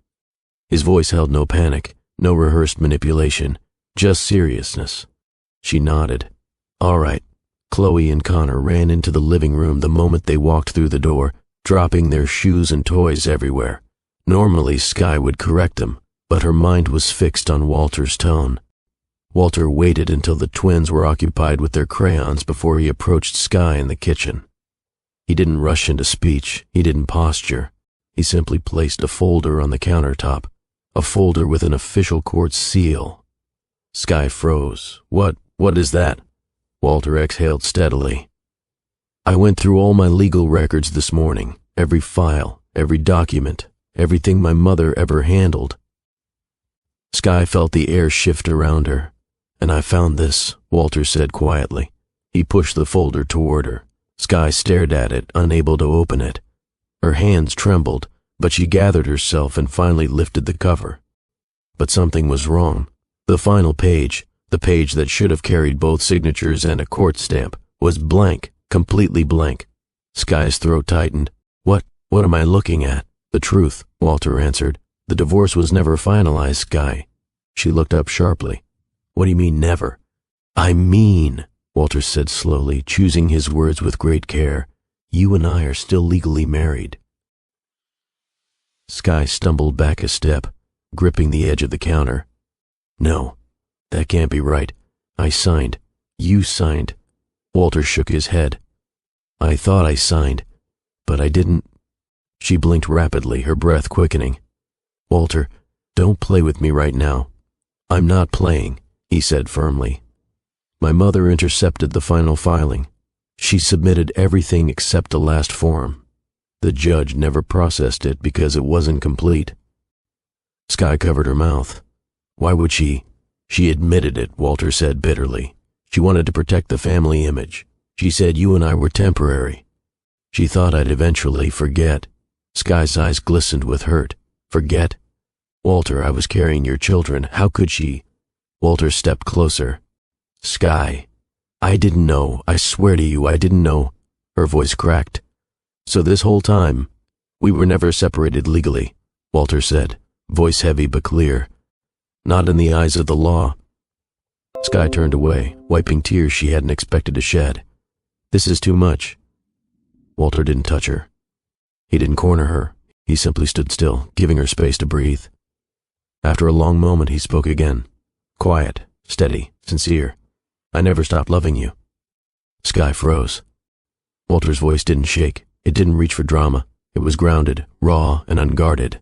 I never stopped hoping you'd come back, he continued. Even when I convinced myself I didn't deserve you. Sky pressed her palms to the counter. Walter, you pushed me away. You were cold. You were scared of everything emotional. I know, he said, and I was wrong. Every day without you, without the twins, proved that. She turned to face him slowly, searching his expression for even a hint of deception. There was none, and love he should have shown years ago. But you knew where I lived, she whispered. You could have come for me. Walter nodded painfully. I know, and that's the part I have to live with, that I let fear speak louder than love. She swallowed hard, her voice shaking. So why now? Why tell me all this now? Walter didn't hesitate. Because you deserve every piece of the truth, he said. Not half of it. Not pieces my mother filtered. Not assumptions. The truth. Sky looked at the folder again, the proof of everything that had been taken from her, everything she thought she'd lost, and everything she now had to process all over again. Walter stepped closer, slowly, respectfully. Sky, he said softly, even after everything that happened, I still see you as my wife. Her breath caught. Not because of a document, Walter added, but because I never stopped loving you. I never stopped seeing you as the woman I wanted a life with. Sky felt her heart pulling in two directions, logic and emotion fighting for control. Walter, she whispered, eyes full, I don't know if I can trust you again. He nodded, accepting her truth without flinching. I'm not asking you to trust me today. He held her gaze. I'm asking for the chance to prove it tomorrow, and the next day, and every day you'll allow Tears slipped down her cheeks before she could stop them. "You hurt me," she whispered. "I know," he replied softly. "You didn't fight for us, I know. You didn't ask why I left, I know." Walter stepped closer but still didn't touch her. "And I will spend the rest of my life making sure you never feel abandoned again," he said. "You don't have to decide today," he said gently, "or tomorrow. I'm not leaving. Not again." Chloe's small voice came from the hallway. "Mommy? Daddy? Why are you crying?" Sky quickly wiped her cheeks. Walter straightened, inhaling deeply. "It's okay, baby," Sky said, kneeling down. "We're having a big talk." Connor joined her. "Are we in trouble?" Walter crouched to their level, shaking his head. "No, buddy. None of this is your fault." Chloe touched Sky's face. "Are you okay?" Sky nodded gently. "Yeah, baby. Mommy's okay." Connor looked between them. "Did Daddy do something bad?" Walter met Sky's eyes for permission. She nodded. Walter turned back to the kids. "A long time ago I made mistakes, grown-up mistakes, but I'm trying to fix them now." Connor nodded seriously. "Good." Chloe leaned on him gently. "We love you." Walter's chest tightened again. "I love you too." He stood slowly, looking at Sky with a quiet plea. "I'm here," he said. "No running, no hiding." Sky breathed shakily, caught between hurt and hope, and that was where part 13 ended, a truth 5 years overdue. And for the first time, Sky didn't walk away. The house settled into a strange, delicate quiet. Sky stood in the kitchen staring at the folder that carried the truth she never expected. Walter stood a few feet away, watching her with a mixture of patience and worry. Chloe and Connor hovered closer than usual, sensing something big had happened even if they didn't understand the details. After a long stretch of silence, Sky finally exhaled and closed the folder. "Okay," she whispered. "I just need a moment." Walter nodded. "Take all the time you need." But the twins had other plans. Connor stepped forward, tugging gently on Sky's shirt. "Mommy, can we show you something?" Sky blinked. "Right now?" Chloe nodded eagerly. "Yes, we worked super hard." Sky glanced at Walter, who genuinely had no idea what the twins were talking about. "What did you two do?" Connor grabbed her hand confidently. "Come. It's important." Sky followed them toward the living room, her heart still raw from earlier. Walter stayed back for a moment, unsure if he should intrude, but Chloe grabbed his hand too. "You too, Daddy." Walter swallowed. "All right." The twins guided them to the coffee table, where crayons, juice boxes, tape, and construction paper were spread everywhere like a creative explosion. Sky's eyebrows lifted. "Wow. You two made a mess. We made something special," Chloe corrected proudly. Connor pushed a small stack of colorful papers toward them. "Sit." Sky sat on the couch. Walter sat next to her, carefully, leaving a respectful amount of space. Connor cleared his throat dramatically and stood in front of them, clutching his lion plush like a microphone. "Okay," he began. "This is our proposal." Walter's eyebrows jumped. "Your what?" Chloe giggled and stepped forward to clarify. "Not like the kissing movies Mommy doesn't let us watch. A family proposal." Sky nearly choked. Walter coughed to cover a laugh. Connor took a deep breath and opened the first paper. It was a crude but adorable drawing. 4 stick figures holding hands, one with curly hair, Sky, one tall with straight hair, Walter, and 2 small ones labeled me and Chloe. Chloe tapped the drawing with pride. "That's our family picture." Walter stared at it longer than necessary. Connor flipped to the next drawing. This one was of a house, with 4 windows, lots of trees, and what looked like a giant sun smiling across the top. Under the house, Connor had written, "Together home." Sky's heart tightened. Connor lifted his chin.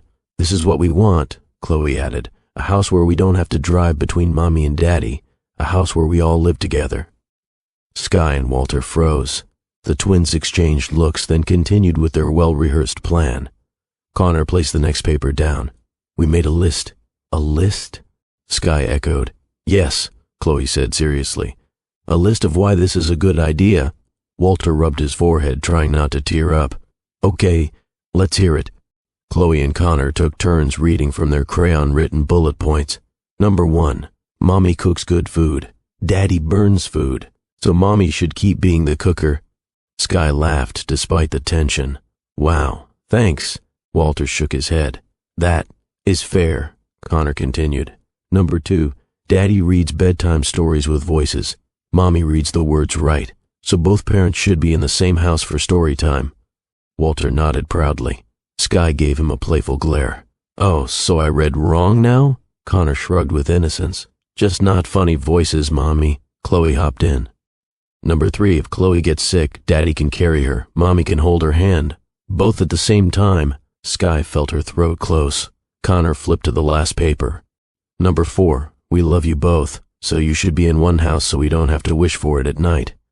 Chloe placed her head on Sky's knee. We want a together family. The room fell silent. Sky was caught between an avalanche of emotions, love, fear, hope, confusion, all battling inside her chest. Walter's eyes were locked on the drawings, shoulders stiff with emotion he couldn't contain. The twins stood proudly, waiting for an answer. Walter swallowed hard, then leaned forward slightly. Come here, he said softly. The twins hopped onto the couch, Chloe into his lap, Connor beside him, leaning into both adults like they were anchors. Listen, Walter began, voice controlled but thick. What you made here, it's beautiful, and I want everything on this list. Chloe smiled wide. But, he continued gently, Mommy and I need to talk, grown-up talk, so we can make the best choice for our family. Connor frowned. Is that a no? Walter shook his head. It's not a no. Is it a yes? Chloe asked hopefully. Walter smiled softly. It's worth thinking. Connor's shoulders relaxed. Okay, thinking is good. Chloe nodded and slid off his lap. Then while you think, we're going to draw more pictures. The twins ran off to gather more paper, leaving Sky and Walter alone at the center of the couch. Sky stared at the drawings on the table, bright, messy, impossible to ignore. Walter took a slow breath. They meant every word. She nodded. I know. And I meant what I said earlier, he continued carefully. I'm not asking you to trust me instantly, just to let me stay consistent. Sky didn't speak yet. Walter leaned forward, elbows on his knees. Sky, I want to build a real family with you and the twins. Not halfway, not in pieces. He paused. And not because of the divorce paperwork. That just revealed something we should have known. But my heart, that's separate. And it's yours. It's been yours. Sky inhaled shakily. I'm scared, Walter, she admitted. You broke me before, and I had to rebuild myself alone. That changes a woman. I know, Walter said quietly. And I respect the woman you became. Every decision you made. She looked at him. Really looked. Do you want us back because it's convenient? She asked. Or because it's real? Walter met her gaze without hesitation. Because it's real. Sky looked away, praying for clarity but finding only emotion. And what happens, she whispered, if you freeze again? Walter turned to her fully, his voice steady. Then I unfroze, and I learned, and I try again, because that's what a father does, that's what a husband does. Sky's eyes widened slightly at the word husband. Walter didn't flinch. You are my wife, not legally, emotionally, spiritually, the way that matters. Her breath trembled. I'm not rushing you, he said softly. But tell me this, are you still running? She blinked, caught off guard. No, she whispered. I'm not. Her honesty stunned even her. Walter exhaled, relief moving through his shoulders. Then let's take steps, he said gently. Slow ones. Together. Sky didn't answer right away. She studied the drawings again, every crayon line filled with innocence and hope. So what are you suggesting? She finally asked. Walter leaned back slightly but kept his tone grounded. That I stay in Detroit longer, he said. Near you, near the twins. Not in your house unless you say so, but close, consistent, present. Sky considered his words carefully. You're a CEO. You have a company to run. I have a team, he replied. And right now, my priority is my family. Her heart thumped at the word. Let me show you, he added. Not just talk. She breathed slowly, each second pulling her closer to a decision she was terrified to make, but even more terrified to ignore. Before she could respond, the twins returned holding a large sheet of construction paper taped together from 6 smaller sheets. Mommy, Daddy, look, Chloe announced proudly. It was a giant drawing of 4 stick figures again, but this time the house was bigger, brighter, and surrounded by hearts. At the bottom, in large crooked letters they had written, Will you be our together family? Sky's hand flew to her mouth. Walter closed his eyes for a moment, overwhelmed. Connor held the drawing up expectantly. Well, Sky looked at the twins, then Walter, then the drawing. Every wall she had built trembled, not because she was weak, but because she was finally safe enough to loosen her grip. She crouched down, pulling both twins into her arms. We're thinking about it, she whispered. Together. The twins accepted this like it was a victory. Walter knelt beside them, placing a gentle hand on Chloe's back. And thinking together is the first step to living together. Connor leaned into him proudly.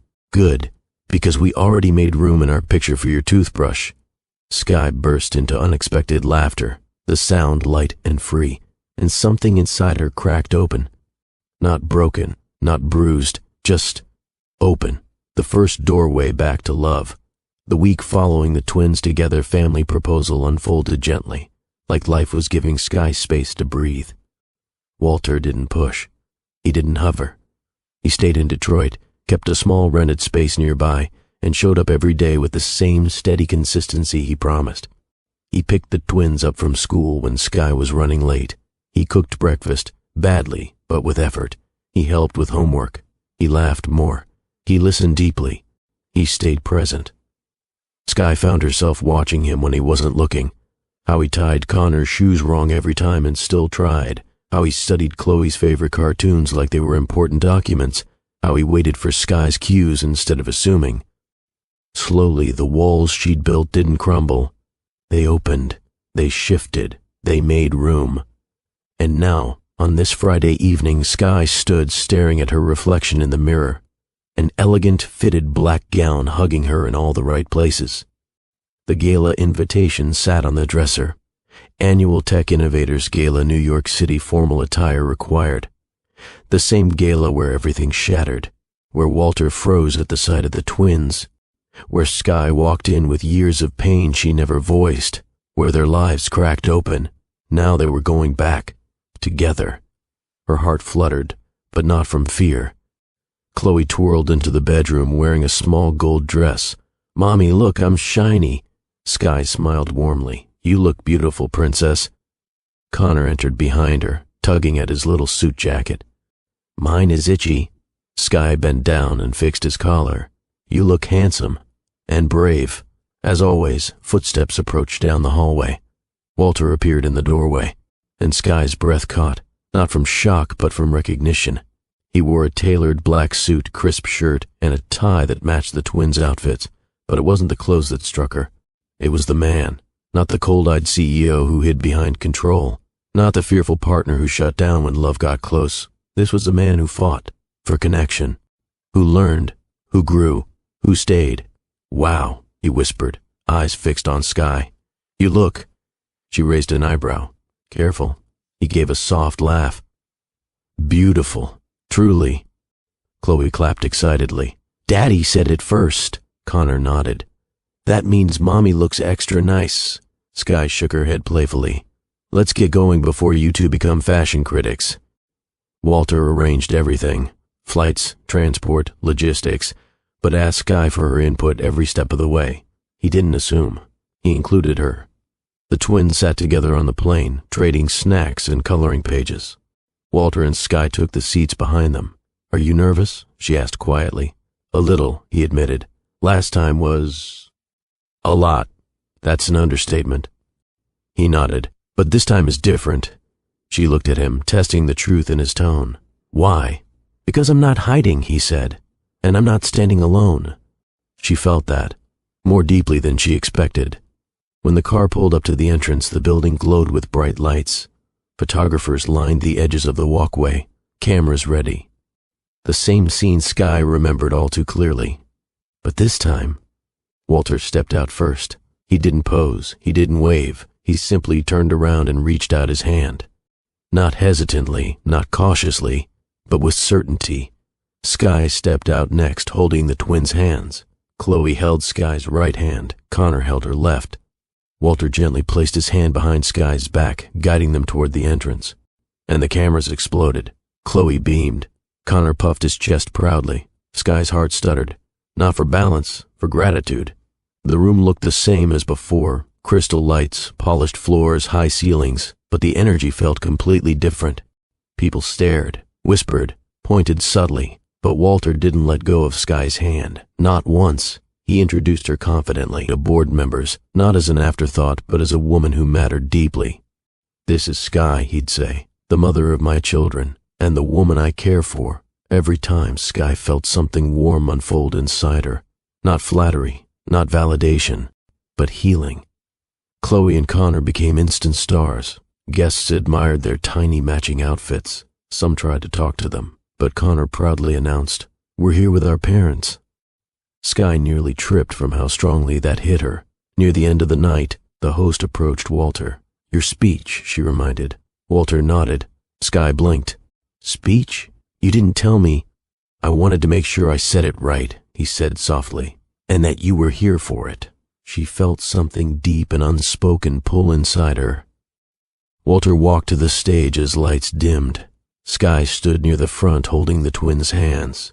He looked out at the crowd, adjusted the mic, and began.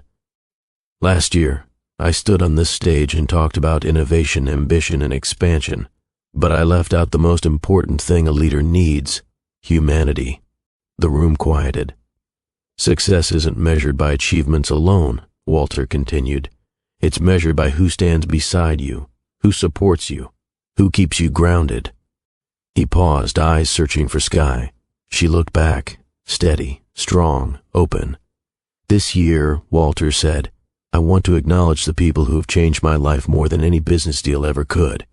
He pointed gently toward Sky and the twins. "My family." A murmur spread across the room, surprised, touched. "I spent years hiding from emotions I didn't understand," Walter said. "I hurt people I loved because I didn't know how to love properly. But that ends now." Sky's breath hitched. "I choose growth over fear," he said. "I choose presence over silence. I choose love over legacy." He stepped slightly away from the podium, and most of all, "I choose them." The crowd erupted into claps. Sky didn't blink. She couldn't. Her heart was too full. Walter walked off the stage and headed straight toward Sky. Chloe and Connor ran toward him first, wrapping around his legs. Walter lifted them both without strain and kissed their cheeks. Then he turned to Sky. The music swelled faintly in the background. People watched but respectfully gave space. The twins clung to Walter's legs, beaming. He stepped closer. "Sky," he said softly, "I meant every word." She looked at him. This man who once terrified her with his emotional distance, now standing open and vulnerable in front of hundreds. "You are my wife," he whispered, not as a title, but as a truth he carried, "and I will spend my life earning the right to be your husband." Sky's lips trembled. Before she could overthink, before old wounds could pull her back, before fear could speak louder than desire, she leaned forward and kissed him. The twins cheered loudly. "Yay! Mommy and Daddy kissed!" People laughed softly. Cameras flashed. Some guests wiped tears. Walter rested his forehead against Sky's, voice gentle and low. "Thank you," he whispered. Sky breathed deeply, letting herself finally fall into a truth she'd avoided too long. Walter closed his eyes, overwhelmed. Chloe climbed up between them. "Does this mean we're a together family now?" Walter looked at Sky. No fear, no doubt, just certainty. Sky smiled. "Yes, baby, it does," Connor jumped. "So Daddy's toothbrush stays?" Walter laughed. "Forever."